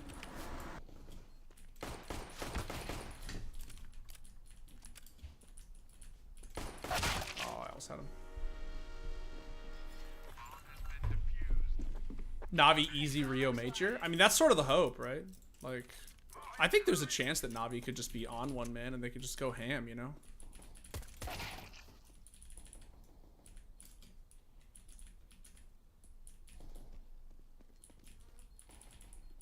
Short last. Oh, come on. We thought the same thing. Yeah.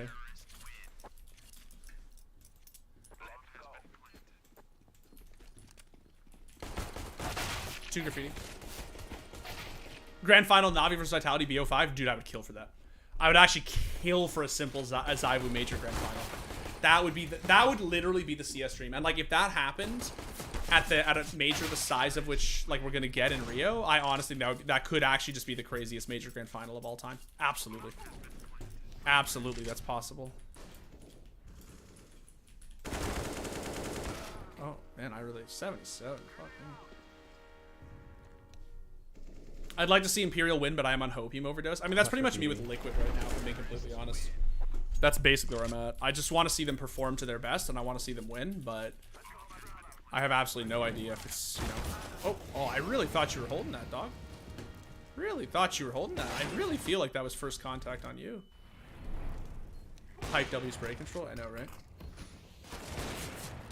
Do you think Astralis device will be announced soon? I mean, they honestly might just announce it after the major. There's sort of not really a reason to announce it beforehand, right? Yakindar might actually carry Liquid to grand finals. Yeah, he might, bro.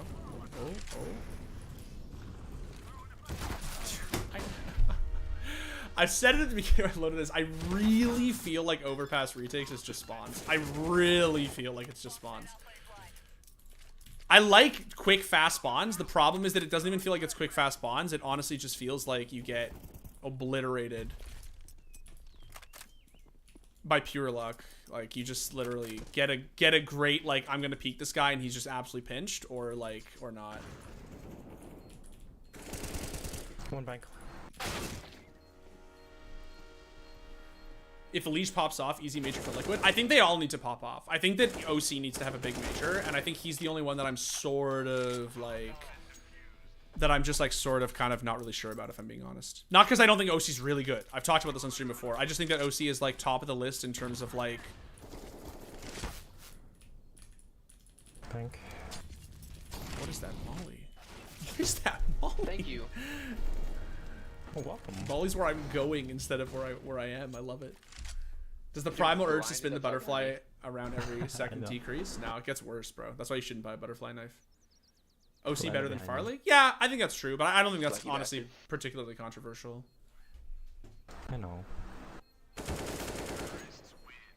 Hi, Dimitri. 10 minutes in the future. Yep, I'm behind 10 minutes. I don't want to miss anything important. What's up, dude?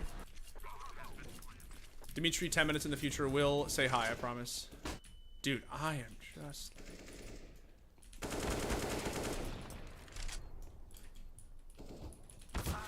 One more monster. Is CSGO beginner friendly? I think it's a lot more beginner friendly than people think it is. That's my hot take. I think it's a lot more beginner friendly than people make it out to be. I think for 8 years, people took up CSGO just fine without the existence of Valorant, and now all of a sudden the existence of Valorant has made everybody really stupid. Like, I just refuse to believe that, right? Like, I just don't think it's that simple.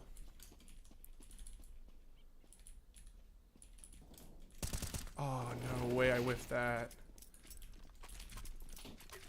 Yeah, see, these guys just get obliterated, right? And there's no, like, round.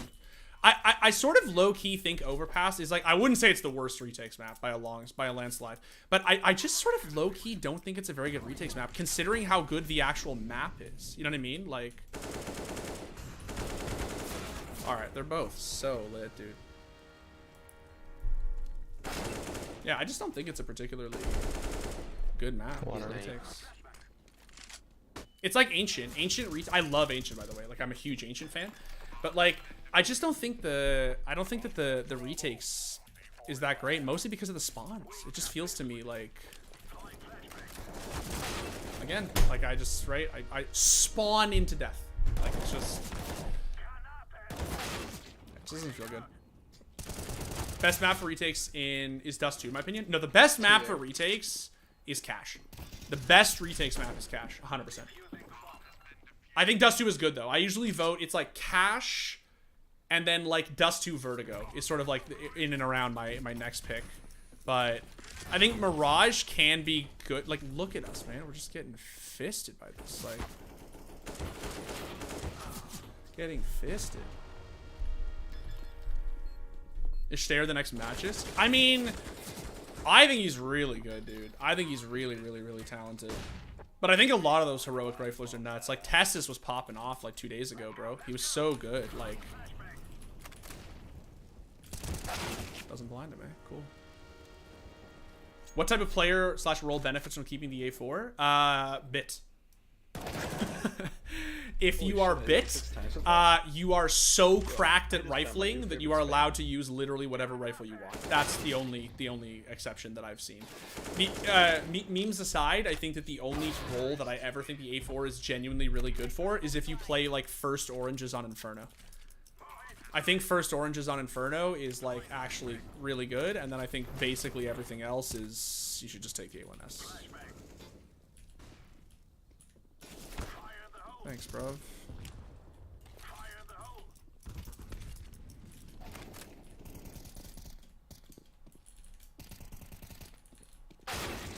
Dude, I looked up the menu now for 1 second. Can Nico still win Major? I'm too old for the guy to carry. Well, he's not going to this Major, obviously.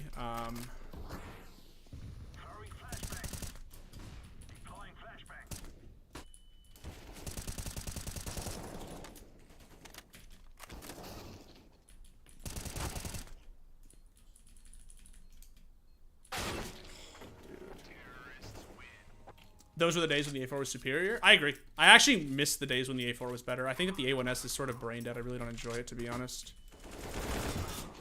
Dude.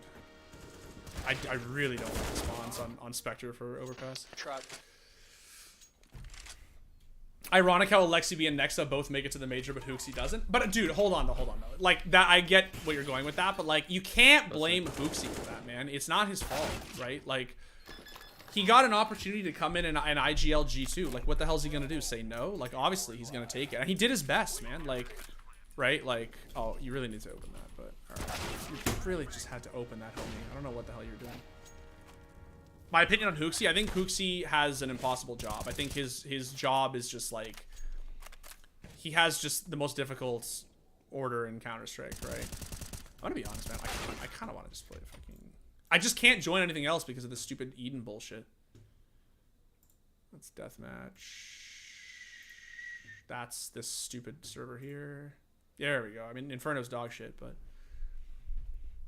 I really, to be clear, I really like Spectre servers. I actually think they're better. I just hate Spectre Overpass. I really just think it's like...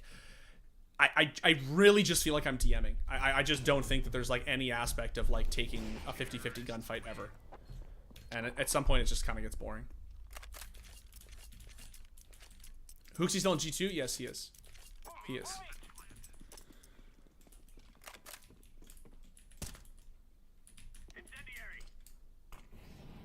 Did we throw that? Boost, boost, boost. Boost, boost, boost. Boost, boost.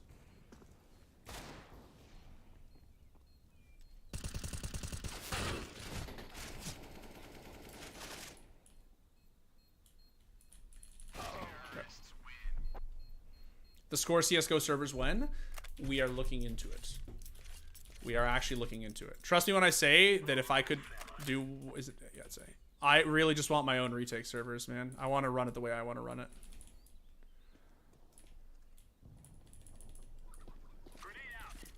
Probably could have aimbots just a little bit before doing this, but I was too busy talking about Pick'Ems.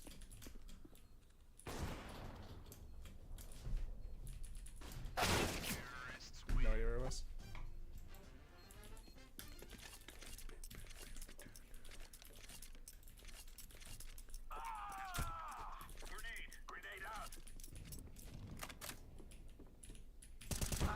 And lit him 90. Love it.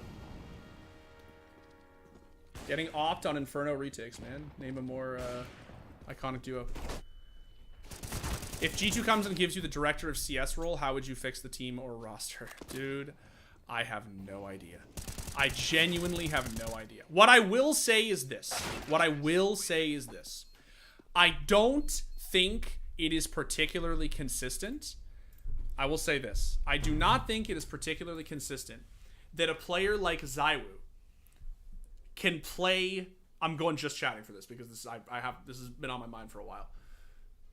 I don't think it's particularly fair that a player like ZywOo can play... I mean, I'm not talking shit about like the rest of Vitality, but like, let's be honest. There were periods of Vitality over the last 3 years where he has basically been 1v9ing. Like, let's be honest, right? Simple in 2018 on Navi, right? 1v9ing. Save like the Cologne final where Electronic went fucking nuclear. Like, there were periods of that team where Simple was essentially like dragging their lifeless corpse across the finish line. That is what ZywOo has been doing for Vitality for some time. On and off. I think a player like ZywOo drops 30 bombs no matter who is on his roster. But Nico needs an IGL to drop more than 17. Right? I just don't think it's fair that, like, I think if you're a superstar, you drop 30. I think if you're not a superstar, you're an all-star, you're a very, very highly rated all-star player. I think that's what separates the Simples and the ZywOos from everybody else. I think that that's what separates, like, this is a conversation that in actual sports happens all the time, right? Ronaldo is going to score. Like, it doesn't matter really what team he's playing for. He's going to score, right? Because he's Ronaldo. Like, he's going to find a way to put a ball in a net, right? Even if they lose. Even if his team is markedly worse than the other team, he will find a way to score. I am not saying that the G2 thing is Nico's fault. I'm not saying that. I'm saying that this culture that has formed around the team of, well, surely Nexa was the problem. Well, surely Alexi B was the problem. Surely we just need a giga-brained IGL to come in and fix all of G2's problems. That's what's going to make it so that Nico can drop 40 bombs, right? Like, I just, that's just sort of absurd. Like, it's just not really a good way of looking at it, right? That's all I'm saying. That's all I'm saying. I don't know how to fix G2. I would not pretend to know how to fix G2. What I will say is that I just don't think it's particularly fair that superstar players have been performing without quote-unquote IGLs for some time, and all of a sudden there's like this standing expectation that Nico needs an IGL to fucking shoot somebody. And I just don't think that that's particularly productive. I don't think it's particularly true. I just, yeah, that's it. That's all I have to say about the whole G2 thing. I think Hooksy joined that team, and they looked pretty good. I think they have actually been looking pretty damn good. And I think not qualifying for the major is a really big deal. It's a really big deal. Let's go, baby. It's a really, really, really big deal. Nico is an IGL. I mean, let's not, like, yeah, I understand that he has IGL'd, but let's not say that Nico is actually an IGL by trade. Dimitri, can Canada or USA win the World Cup? I mean, USA probably. Canada, it seems like they're telling me that Canada has a real shot this year. That's what I've been told. I don't know if I believe it, but... Oh yeah, I forgot I enabled the Sapphire in the server because I wanted to, Wait, why did they have 2 Ts? Why do they have 2 Ts? That's absurd. What? Oh, fuck that. No, I'm not enabling this toxic behavior. Are you crazy? Why do I have to fucking retake in a 1v2? Dude, I really wish this stupid... Does anyone know anybody in the Eden community? Because I genuinely have nothing against these servers. I play these servers all the time. They're my most frequented ones of my favorites. But every time I try to join one, you'll see what it says. See? I checked this. I went to this. And it said I've been banned for having an unfair advantage. I think what happened is I think my exit lag triggered it. Because if you try to join an Eden server with exit lag, it won't let you. And so I think what happened is I was in the server one day and I turned on exit lag to check something for a team for my league matches. And while I was in a server, and I think it may have fucking been like, oh, this dude's cheating. But they want me to pay like $10 or whatever to get unbanned. And I'm like, I'm not going to pay $10 fucking dollars to get unbanned. I didn't do anything.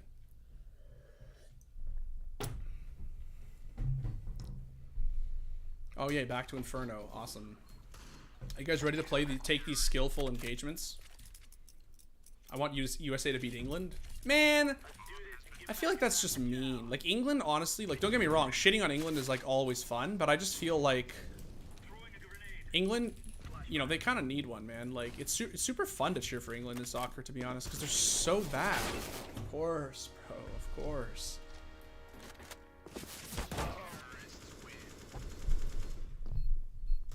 GG, I'm out. See you, Odekert. See you, buddy. Have a fun time. Thanks, man. I'll try. I mean, I'm on Inferno, so...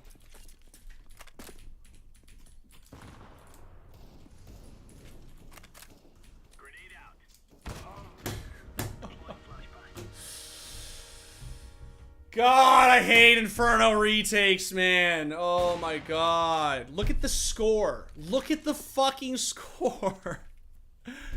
I promise you, I fucking promise you that this one stack of players is not that much better than the other stack. My hate for Inferno. Bro, just to make something resoundingly clear.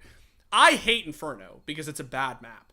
But my hate for Inferno is separate than my hate for Inferno in retakes. Inferno retakes is where Counter-Strike goes to die. It is so fucking bad. You have to take this map out of retake servers, or you need to take oppers away from the T's, or smokes, or mollies, or some combination of them. But no, thank fucking God we got cash.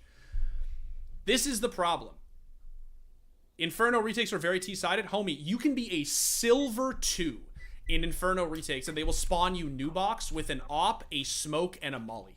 And I spawned CT with an A1S and a fucking HE. And it's like, oh, but it's simulating match conditions. Yeah, what?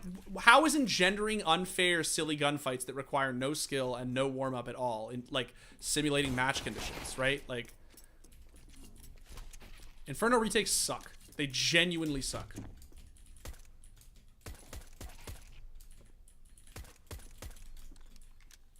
Oh, it's not planning for me, is it? Shit, it's not planning for me.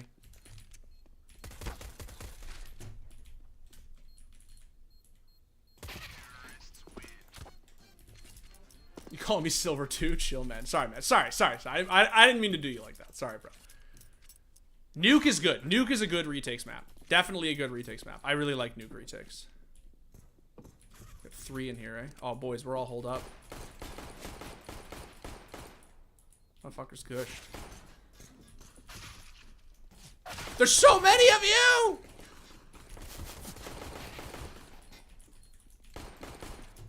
Where's another? There's 2 left? Shit. Ah! He's also on default. What the fuck? Are NIP gonna be dark horses in the major? Are they going as the dark horses of the major? Yeah, sorry about that. Sorry about the high-pitched scream there. I don't know, man. I don't really have a lot of faith in NIP right now, if I'm being completely honest. But I also do like the team. Like, I do like the Alexi pickup. I do really hope the best for them, even though I don't particularly have like a ton of faith. Rip. Dimitri, what's the team you're rooting for in the major? Liquid. Always Liquid. And like, in the past, I will obviously always cheer for NA as like sort of a... like, rah, NA copium, let's go. But I do actually think that Liquid are, like, top 4 favorites in this major. I do genuinely think that they are crazy.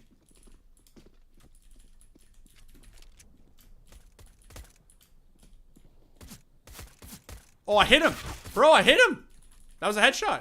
It was just too far away. Oh, shit. He's hit. 100%. He's hit quad, bro. Yeah, I told you. I gushed him. One's front red. All right, we got him. Wow, y'all are so good. Nip looked really good with Alexi. I think they're hungry for it. I think that they've sort of been reeling from the device thing for long enough that they...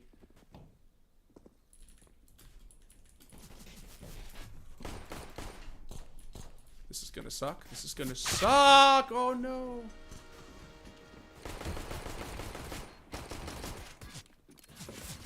Liquid super solid with the Kinder. Absolutely they're really good. 2019 Kato ends or right now ends? Oh, it's a good question. I don't know, man.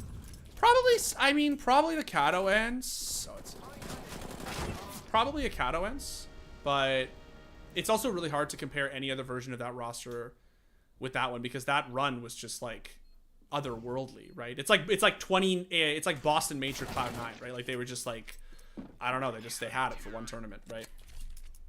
I mean, I shouldn't say one tournament. They actually did have great results outside of that tournament. It's just that obviously making a major grand final is like a high that is very hard to ever match, right?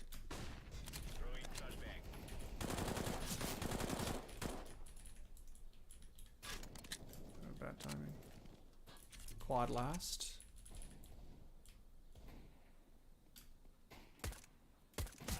Cool. Cool. Oh, Dimitri streamed Poggy, absolutely. Most mechanically gifted player today? It's gotta be Twists, right? I mean, it's gotta be simple, right? The meme. I'd say Twists. Oh, come on, man. How you gonna let him do me like that? Just fucking hold something. What's my rank in MM? It's Supreme. I still haven't hit global, dude. I've D-ranked to LEM like fucking 4. I'm not joking. I've D-ranked to LEM like 3 or 4 fucking times. Bro, I still have not hit. And I get back to Supreme and then LEM and then back to Supreme and then LEM and then back to... I fucking still haven't hit global. It's actually tilting me.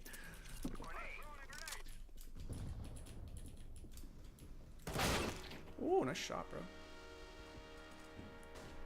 Sheesh. mask, face it. Ooh. Have you ever hit global? No. Deadass, no. I've been stuck at this. I'm in hard stuck Supreme, bro, for fuck. Deadass. Never.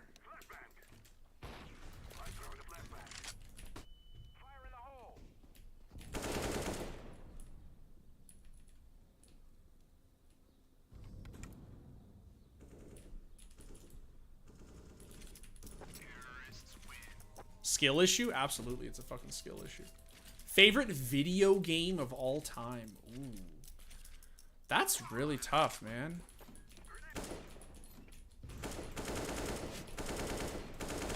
Why just die? Thanks. One tap.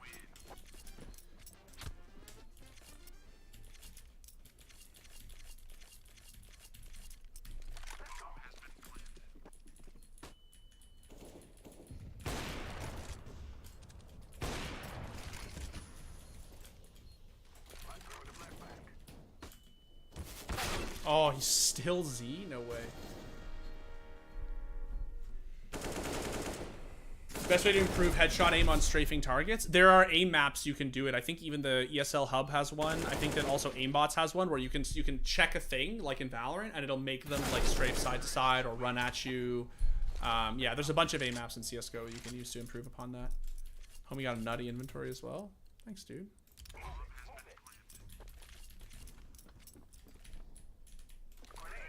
Watch him walk right into that.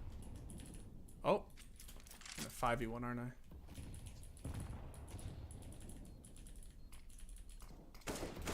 Oh, I wanted the one tap, bro. I could have killed him, but I was just like, nah, I'm gonna one tap this guy, and then I'm gonna 1v5. I should have just fucking killed him.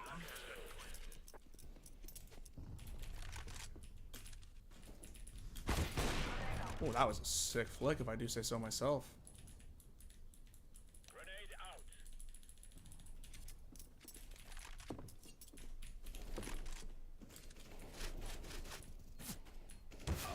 I was so confused. I was like, wait, what the fuck? We were in a 4v2. How did you guys get... Dude. Sub to fast aim reflex. That's what it's called. Yeah, Trazic just said it in chat. That's what it's called. I remember now. Fast aim reflex or whatever.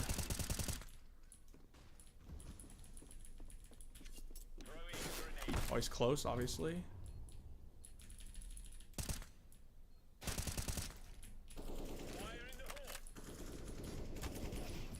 Quad last. Nice. Oh, you don't give me the defuse? That's BM, dude. Come on.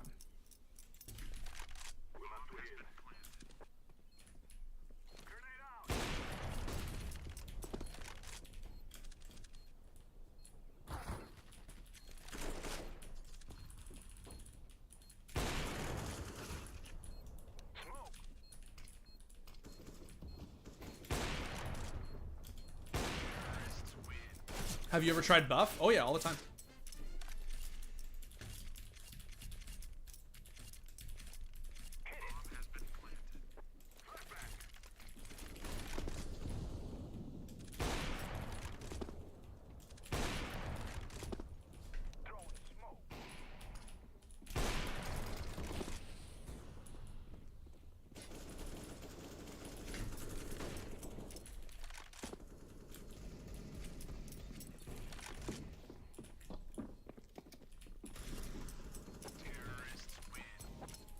You play 16:9? Yes, I do. It's not just for the stream. I do play 16:9 natively. I don't like stretch. Sometimes I play black bars if I feel like sort of memeing a little bit. But I really don't like, I really don't like anything else. Oh, I'm so fucking blind and this guy sees me. Dude. What do I think about the old pro player Happy from Envious? Ah, he's a great player. When do you think Astralis will announce device? I don't know. Some people have asked this already. Probably after the major. Probably. But, like, I have no idea, man. I don't know how Astralis, you know, what they're looking to make. Like, how they're looking to bolster Now that it's obviously been like reported, leaked, whatever, like they may try to expedite it, but I have absolutely no idea. I don't know what Astralis is thinking. Is he for it? I can't tell where he is. Okay, he's for it.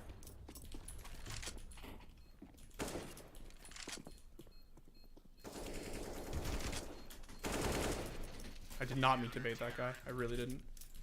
Do I think Liquid will win Rio? Yeah, I do. Fuck it, yeah.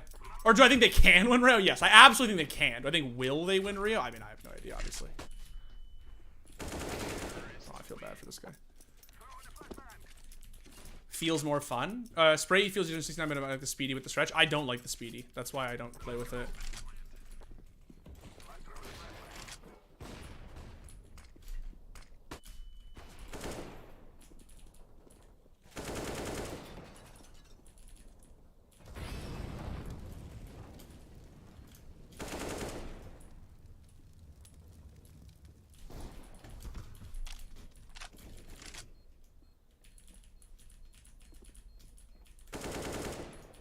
Oh, I thought he was also tree. Fuck. Oh, the sound threw me off. Damn, bro. I need my deagle. I don't like playing CT retakes without deagle.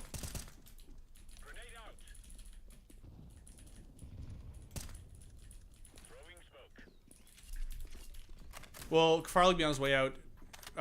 Who will Astralis get him to replace him? I mean, Device, right? That's the report. What's my sends? 1.9 at 400 DPI. Oh.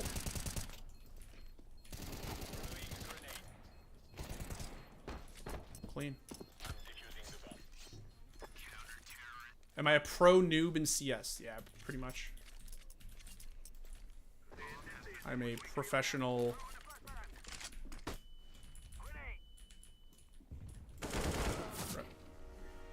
Config is out too? Yeah, I know. I was talking about that earlier. I think Config was a really, really, really good player. I think he was just inconsistent.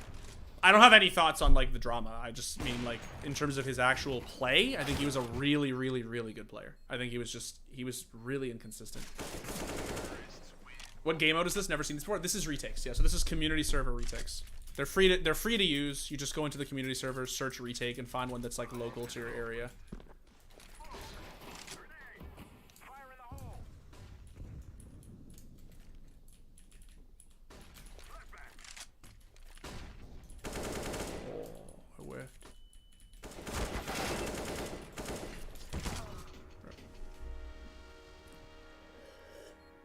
Do you think Finnish CS can come back ever?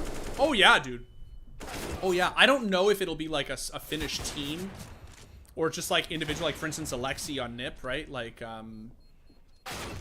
Jesus. But yeah, it's I think Finnish CS is one of those regions that you should just like never count out, man. I think that they're really good at CS, and like they're sort of always overshadowed by like, oh, I don't know, this was already flashing truck.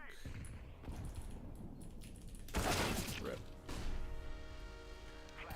Hey, Finland OG, gotta rep the forefathers. Fuck yeah, dude. The primordial Vikings of CS. Big fan of Finnish CSGO. Always have been. Or big fan of Finnish CS. Always have been. Valorant easier or Counter-Strike? I would definitely say Valorant is easier to play at a, like, even remotely competitive level. I think that CS is like deceptively easy when it comes to like learning the game, if I'm being completely honest. I think just like picking up Counter-Strike and just like learning the game really isn't that hard, actually. There's a motherfucker in here, eh? Easy. Sit down.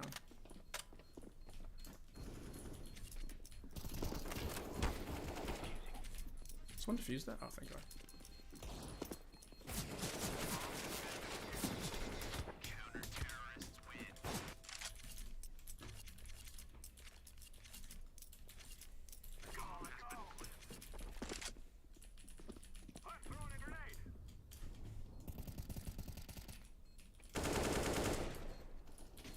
Oh, I'm stuck on headshot.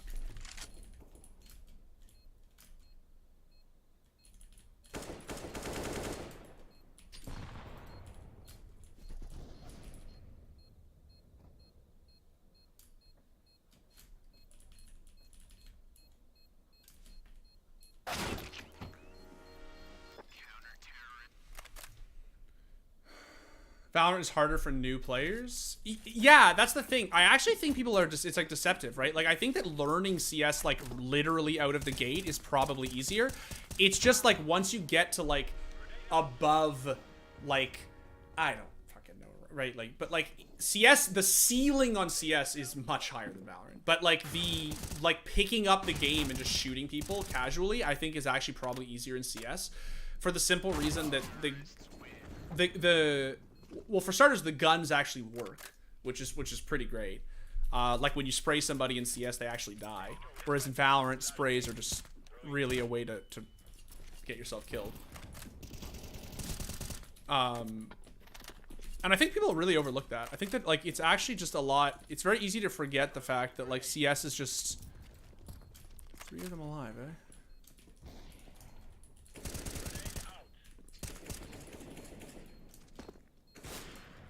Oh, I thought that was my teammate during the flash. Didn't realize it was over quad. Valorant is easier mechanically, but it has more depth when it comes to util. It is definitely easier mechanically, and it definitely does not have more depth when it comes to utility. 100%.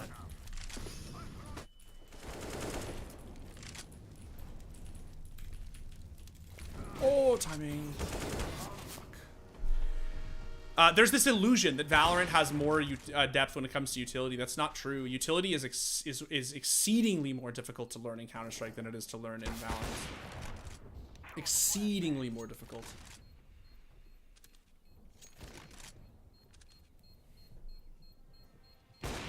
Like, if you guys go on Twitter, I think I even retweeted it, and you go check out that sick nade combo that Mahone did.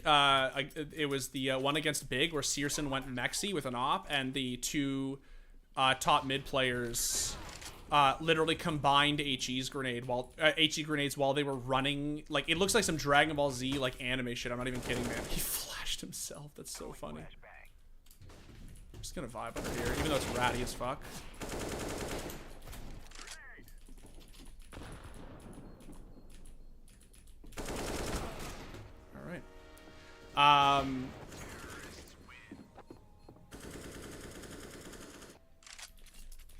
Yeah, it's just the ceiling is a lot higher because it's a lot less straightforward, right? Like it's not as easy in Valorant. You just you pull out the iPad, right, and then you just get, oh god, man.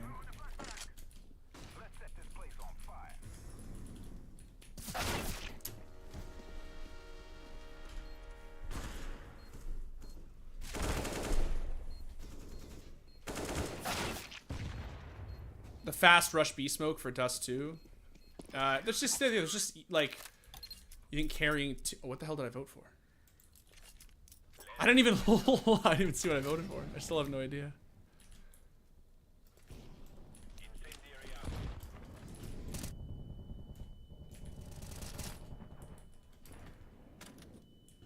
Someone explain to me how I'm 80 HP, or 20 HP rather. How do they lose 80 HP? Headshot sight. Oh my god. Nice. I think it's a lot more fun to watch. I think that Valorant is an easier game for sure. And I think to play it is like, it can definitely be enjoyable. My thing with Valorant is just, I really don't think it's enjoyable to watch. It's a really boring fucking game to watch.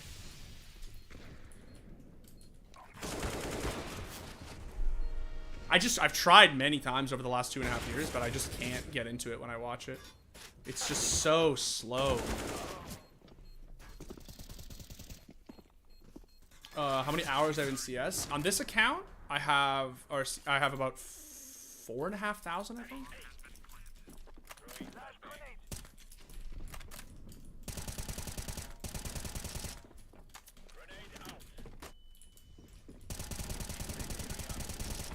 I'm hitting him.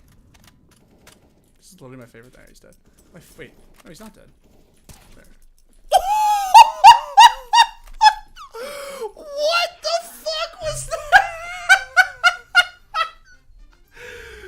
Dude, what the fuck was that? That kid just got obliterated. Holy shit, dude.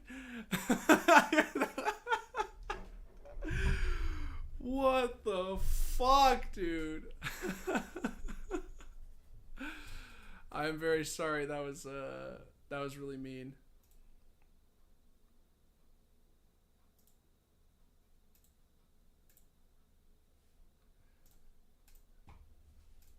Holy shit, bro. Oh, fuck, overpass. Hold on. It's a good time to call it, actually. What a fucking kill to end on, eh? Yeah, I know, I got rid of the bot already. My mod got rid of it. Hello, this is Senor Vac. Yeah. Dude, that was nutty. Do you think CS is generally T or CT sided? I think right now it is frustratingly CT sided because of the A1S and because of the way that certain maps are predominant. I think did I already do Pick'Ems? I did, but I can bring them back up since I'm probably gonna call it in a few minutes anyway. And I can show them what we settled on. I think that there's obviously like ways to fine tune this for sure. Like I think that but I think this is where this I admit this is my sort of NA copium. But I do genuinely think that putting EG, I realized I wasn't showing. I do genuinely think that putting EG in the going through is actually not super crazy. I think there's like a very reasonable chance that EG actually make it out. I'm just sort of more confident in these teams, and so I'm gonna put Evil Geniuses in the 3-0, but hard to say, man. Sometimes I think I should put EG down here. Fuck off. EG down here.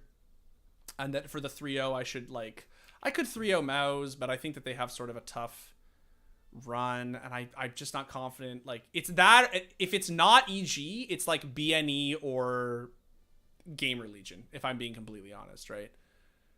The Flom picks, are they actually, it's so funny that they're actually the same as Floms. I said at the beginning of the stream I didn't look at anyone's Pick'Ems precisely because I didn't want anyone's to like affect my own.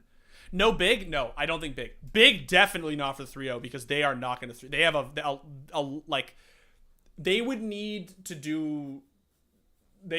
go on quite a tear to go 3-0. I don't think it's possible. And they have, and as Sujay just put in chat, they have a stand-in right now from Academy. I think they're sort of fated to get fucked, if I'm being completely honest. But hey, man, I really like Tabson. I really like Searson. I really like Big. I have nothing against Big. I wish them the best. Yes, rip Big. I miss them. I wish them the best, but I don't think it's gonna happen. I think that. Who is the resident Dota 2 journalist now that you're all about CS? I realize it's a CS stream, but I mean, it's still me, to be completely honest. I just sort of follow Dota from the woodwork. And I know that sort of, trust me when I say that we as a content team are still very interested in putting out Dota content. I will also just say that you do keep in mind that Dota fell on very, very hard times during the pandemic. Because there was no TI, it just really felt like nothing mattered. And I don't think it's insane to say that was the case. Dota just had to sort of go on a hiatus for a while, and obviously it's back and it looks sick, and I'm having the time of my life watching this TI, and we are for sure going to make content about this TI. But yeah, no problem, Brian. I still love Dota. I played Dota very, very, very seriously for a very long time. Like Dota All-Stars and obviously Dota 2 for a really long time. So I still like, dude, like fucking, like I still have about 6,500 hours in Dota 2. Right. So my love for Dota has not been like destroyed or anything like that. Rest assured. Yeah. I just remembered my chat window. One sec. There it is. Cool. Big without the stand-in would be pretty scary. I agree. I think they would look really good without the stand-in, but I don't know, man. Maybe we go all in, boys. Maybe now that we're here changing it, maybe we just go for the fucking meme picks. What do you say? 3-0 Gamer Legion. Am I a big Sumail fan? I'm a huge Sumail fan, and I always have been a big Sumail fan. I'm basically on record as saying that I still think Sumail is the greatest mid laner ever to touch the game. I think the only person who comes close is Topson.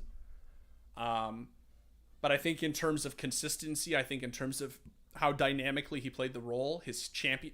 oh, God, I almost said champion pool. Sorry, guys. Fucking rank up, ping down has been... his hero pool is deeper than basically any other mid laner to ever live. I think Sumail is among the greatest players to touch the game ever. I'm a huge Sumail fanboy. Always have been. Going back to 2015 when he first entered the pro scene. Candidates for 03, there's only a handful really, and it's 9Z, IHC, and Greyhound. I think Greyhound is the most common. And I think the least common is 9Z. I think the most common is Greyhound, and I think the people are just too afraid to put IHC because they're too afraid to take a gamble on it's bad juju, it's bad karma to put IHC as your 3-0. Nobody wants to touch it with a 10-foot pole. Yeah, I just don't know, man. I still sort of just think this is the play. I sort of just still think this is the play. Imperial's going to go 0-3. It's just tough, man. I don't know, because the Brazil home crowd, I'm too scared to fucking say they're going to qualify or they're not going to qualify. I said it earlier when I did the Pick'Ems. I'm not touching 0-0 Nation and Imperial Esports with a fucking 10-foot pole, man. I'm not touching them. I don't know what these teams are going to do. I'm too afraid to take a shot on them. Furia, I'm confident. I'm confident enough to at least put them in my my 7, obviously. But yeah.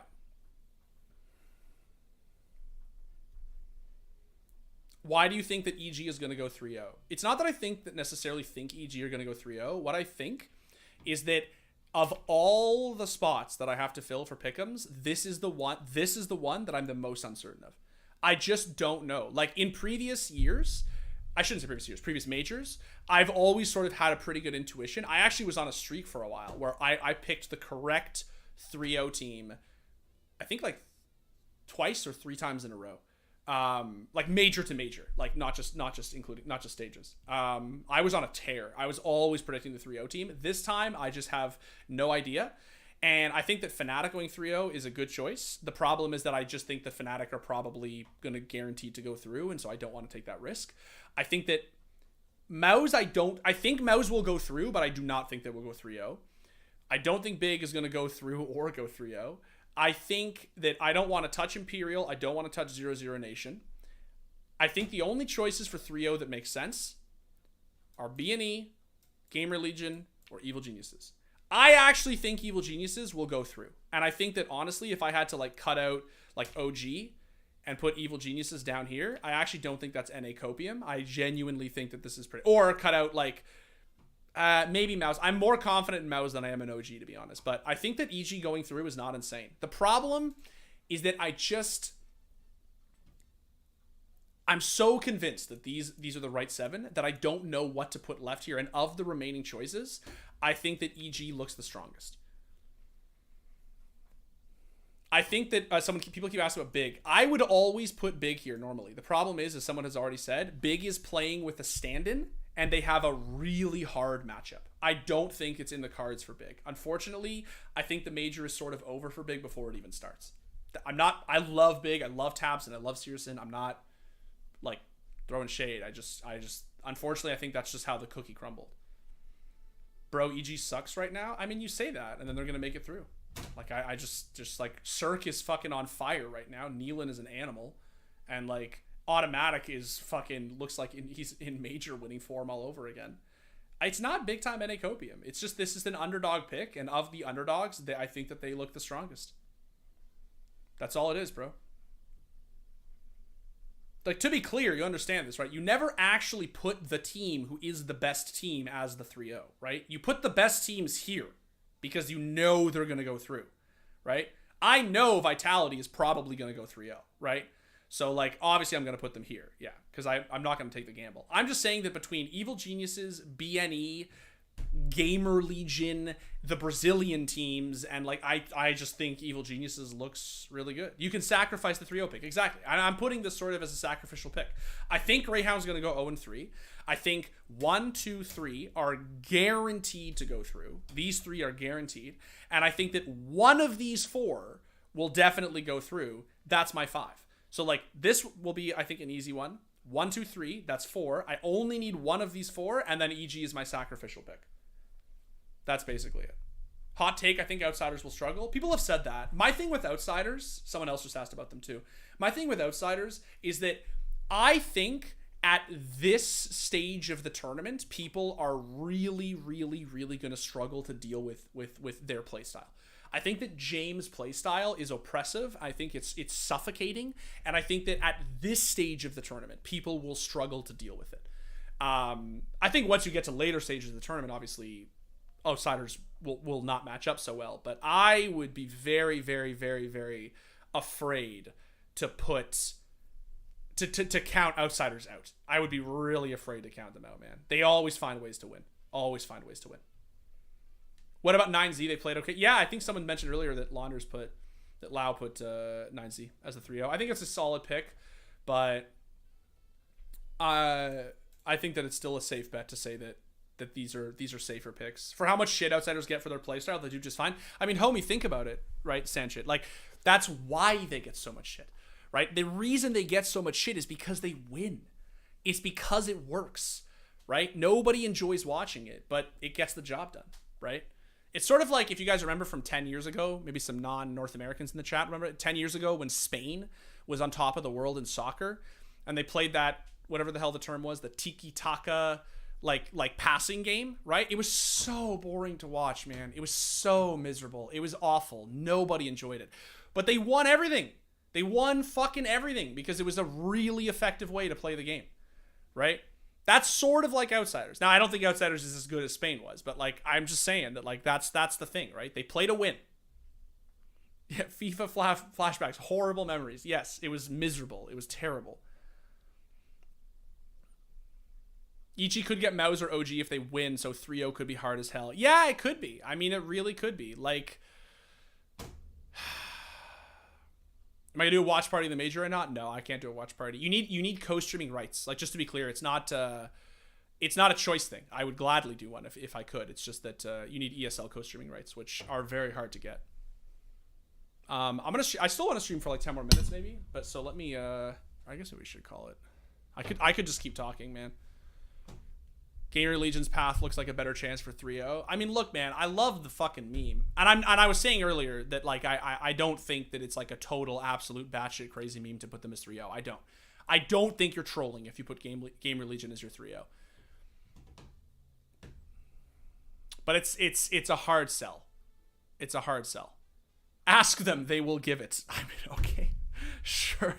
I really appreciate your vote of confidence, man. I do. What is the benefit of Pick'Ems? Always missed them in the previous years. The benefit of Pick'Ems is that you get these coins on your profile. So if you get them, you see these coins. So everybody's coin is bronze right now because the Pick'Ems have just started. But if you see, like this was my diamond Stockholm coin, right? If you get correctly the Pick'Ems, then you get the coin. And it's bronze, silver, gold, diamond. And you get to just basically, yeah, you also, as Aiden just pointed out, you also get souvenir boxes if you get good Pick'Ems.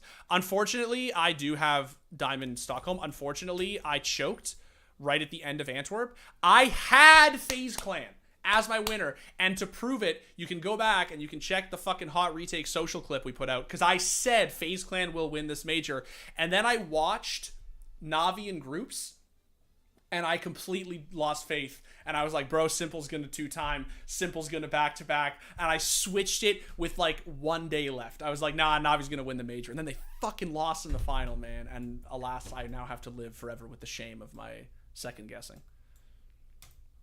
Yeah, no problem, Daredevil. It's just bragging rights. It's just for fun. Pick'Ems are just for fun, basically. There's no money on the line. There's no gambling. It's just totally for fun. You get these cool coins on your profile. Diamond coin is dope. Yeah, they're sick. They look really, really cool. The Rio one, I think I can't see it anymore because my profile has the bronze one here. But in the beginning, before you bought the pass, it shows you what the diamond one looked like, and the diamond one looked really cool, actually. Yeah. I don't know, man.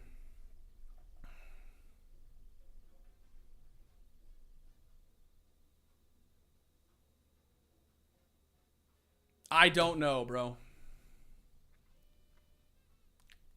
I just feel like I'm betraying the cause, man, if I don't have EG as my 3-0. Who do you think is going to win this major? Is it too early to say? Like, who's looking good? I don't have time to watch CS all the time, sadly. I said this earlier, but I think there's 4 teams that everyone has sort of settled on. Navi and FaZe are neck and neck at the top. Neck and neck. I think to call one over the other, I think is sort of, it's really hard. They are just neck and neck. And then basically, fuck it, I have EG in my 7. Let's go. That's it, boys. Let's go. Let's go. Let's get that copium going. Let's go. I think EG in the 7 is not copium, bro. If you're telling me, if you're seriously fucking telling me that you think that OG is that much fucking better than Evil Geniuses, I think you're out to lunch. I genuinely think that EG could easily take down Fnatic or easily take down OG. I honestly don't think that the difference is that insane. But yeah. Navi FaZe at the top, and then Liquid Vitality are the next 2. That's the top 4. The top 4 favorites are Navi, FaZe, Liquid, Vitality. I think it's like no order of, it's the 2 and 2. God damn it, now I'm thinking of switching. Some hard copium. And look, it's copium, bro, but like it's not that insane. Like they're not the meme that they were at Stockholm, right? Like it's really not that much of a meme. Like, I'm not exceptionally confident. I've said this at the beginning of the stream. I think that everyone out there who's just like, oh, if you pick Evil Geniuses over OG, Fnatic, or Mouse, you're absolutely huffing copium. Bro, that's EU copium. That's just EU copium. Cirque is going to absolutely show up, and he's going to fucking style on people. Like, people are always talking about how Torji's inconsistent, right? And then the second that I say, like, well, what if EG go toe-to-toe, people start laughing at me. They're like, don't be ridiculous. They're an NA team. That's absurd. Switch out OG for NA. Let's go. Exactly, bro. That's how you do. EG here. And then Gamer Legion? What? Are we doing this? Is this real? Are we fucking doing this? Oh, I like this, boys. This is good. I like this. Yes, sir. Yes, sir. Let's get that copium. Let's get that... Oh, there it is. There it is. There it is. We're in business now. We're in fucking business now. Why not OG 3-0? I just don't know, man. I think Mouse or OG are sort of tossed up, but I think I have a little bit more faith in Mouse. I think I do. I think I do. OG have great seating. It's true, man. But like...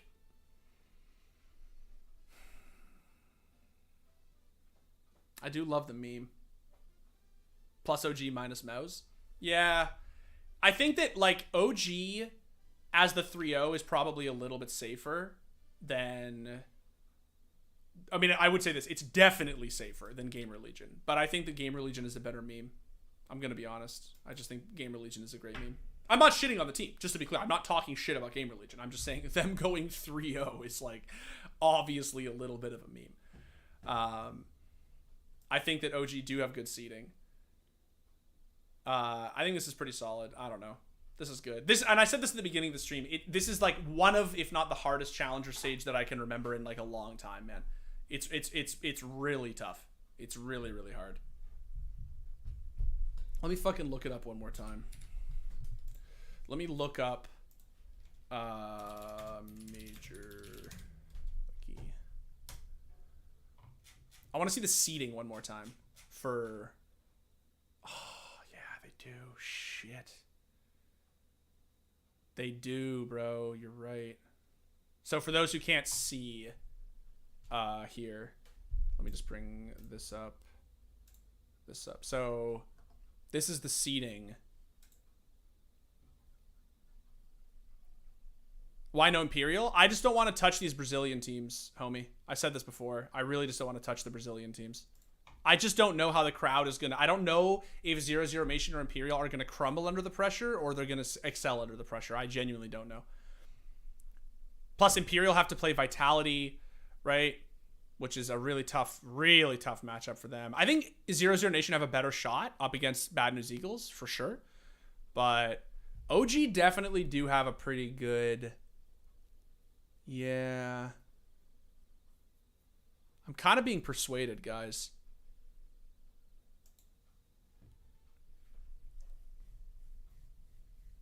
Haven't watched Pro CS in a while. So many new teams. Yeah, I know, right? I don't know, guys. This is looking not bad. I got my NA copium here, which I still don't really think is that much of copium, if I'm being completely fucking honest. But got my NA copium with EG, and then I got... Oh, I don't know, dude. No, fuck this. Maybe we go back to the original. I think I like this better. Because now I'm thinking that OG have such good seeding that there's no way they don't go through. Right? Like, they have to go through. There's no way OG don't go through. So I think this is actually pretty sick. EG should at least make it past challengers. I think they'll make it in, dude. I truly think they'll make it in. And if I sacrifice the 3-0 pick and I get my points here, that's fine. At least I swung for the fences, right? That mouse logo is so much worse than before. I can't get used to it. Yeah, it's not great, unfortunately. I think it's grown on me a little bit, but it's still not that great. Well, I think this is where I'm going to call it. I think this is, for now, at the very least, this is the definitive draft of my pick'ems. It may change, you know, but I think that I'm not gonna change it today anymore. I think we're done. I think this is good. I feel good about this. Is streaming on the main channel common? First time I've seen it personally. Yep. So we're gonna start doing it weekly now. I've been doing it for a few weeks already. Once a week I'll do hot retakes. Once a week Liz and I are gonna do Valorant, and then we have some other stuff, really exciting stuff in the works. I really wish I could talk about it, but I can't yet. But let me just say, really exciting stuff. Yeah, you can actually tell the seating in game. Third team from the left plays third team from the right. Oh, true. I didn't even notice that. You're right. OG's over here. Greyhound's over here. Good. I completely forgot about that. Good call. Valorant 2. Yep, Valorant 2. Yes, sir. We're actually streaming Valorant tomorrow, I believe.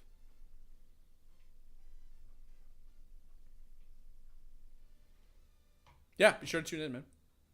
Well, I think that's probably it. I think that's it. I think that I feel good about that. This is solid. I feel good about this. I'm not changing it. I think this is... I like this. I like this. I feel confident with this. EG3O, absolutely, sir. Guys, you know what's better? You know what is better? I'm just gonna say, you know what the best thing? You know what the best thing in the world actually is? When an NA team starts doing well, it's not all that NA fandom. Like, that stuff's great, don't get me wrong.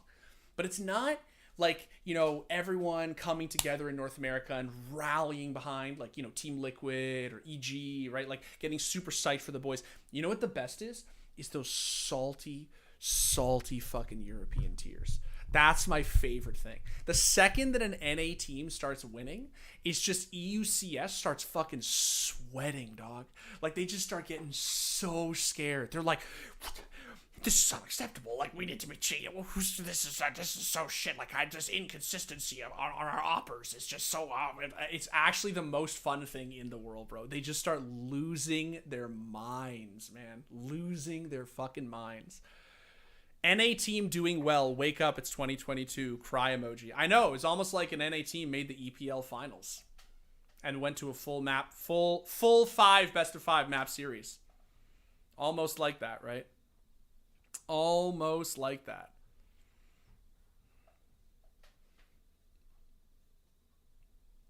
C9, NA or EU? Absolutely NA, bro. C9 is an NA team. They are an NA team. Just like FaZe Clan is an NA team. Carried by EU anyway. I mean, that's playfully correct. For sure. Yakindar is an absolute god. Literally one of my favorite players in Pro CS. And I said for weeks. Still lost it, though. Yeah, it's true, though. It's almost like all of our NA teams are... Well, I shouldn't say all, because Complexity's not going to the Major. But it's almost like our best NA teams are going to the Major, and G2 isn't, though. Almost. Yeki is nothing without OC flashes. That right there. That's the copium, dude. That's the fucking copium. No, but for real, I think it's just absurd. Like, I know it's just memes and shit, but I think it's ridiculous to say that, like, Yakindar is actually... Yakindar is the exact surge of energy that Liquid needed. Like, Elysian NAF needed a true, like, entry rifler. They needed a guy who was just like, not only was okay with going in first, but like wants to go in first. Like, wants to like be a fucking rat and just create space and like and they can bait him and they can use him for intel, right? Like it's the role that Stewie used to play on the team, right? Just feed. Just it's what they call in Dota tactical feeding, right? Where you just tactically int.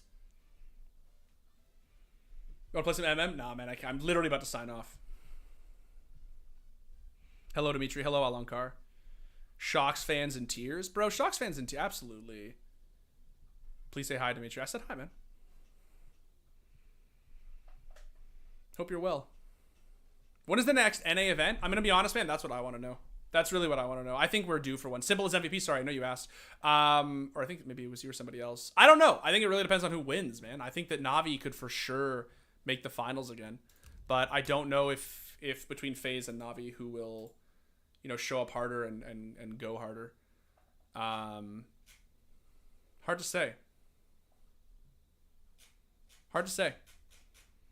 I don't know. This major's very hard to call. Vitality overhyped? No, I don't. I do not think Vitality is being overhyped. I just think they need to show up. That's it. I just think if Magisk continues playing the way he's been playing and Spinks can do Spinks things, I think that they are fine. And I think as long as Dupree doesn't take any hits in confidence like he sometimes has, I think that they're honestly a world-class team, and I genuinely think they could win the major. I think that they are super fucking good.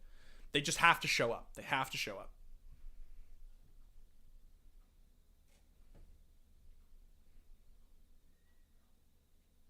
Gamer Legion Dark Horse? Yeah, we talked about it. I had we flirted with the idea of putting them in as the 3-0, but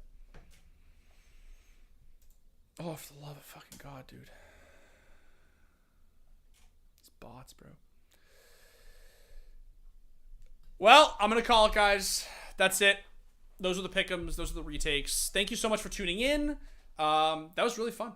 That was awesome. So I'm going to be streaming hot retakes once a week. Today was, what the hell is today? Wednesday? Yeah. So usually I'll be doing it on Wednesday, but the day is sort of to be determined. But for sure it's going to happen. It's for sure going to happen once a week. Thank you so much for tuning in. Really appreciate it. It was really fun. GG's. Thanks for the questions. Thanks for helping me with my pick'ems.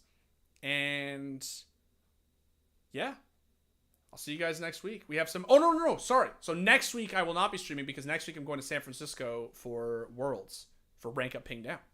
So next week is the 1 week I'll be taking a break, but after San Francisco, I'm on vacation for a week, which means for the next 2 weeks, I will not be streaming hot retakes, but chat, let me tell you, 3 weeks from now, I will be back streaming hot retakes, and I have some really fun content planned. So it's going to be sick. It's going to be really sick. Thank you for tuning in today for the pick'ems. Thank you for tuning in last week for the knife ranking. For those of you who didn't see it, be sure to check it out. We literally just put up the 10-minute cut down on YouTube, so I have to shamelessly plug the VOD, but please go check it out. It's not like, it took me 2.5 hours to rank all the knives in CSGO, but shout out to our extremely talented and patient video editors who got it down to 10 minutes. So if you have 10 minutes to kill, go and watch my knife ranking, and look at this. My lovely moderator Kai has just posted the link in chat. So you don't even have to go searching for it. You can just see the link in chat to go check out the cut down. And we're going to have more content like that planned. That stream was really fun, and it did really well, and you guys seem to really like it. So we're going to do more stuff like that. We're going to do more cool tier list stuff that we can help with, like chat engagement and hearing from you guys. So thank you so much for tuning in. Honestly, it's really fun to hang out with you guys. You guys make this like such an enjoyable part of my job. So I'll see you in a couple weeks. Be well, be safe, and enjoy the fucking major, lads. Yeah, it's going to be great. We'll talk after. All right. See ya.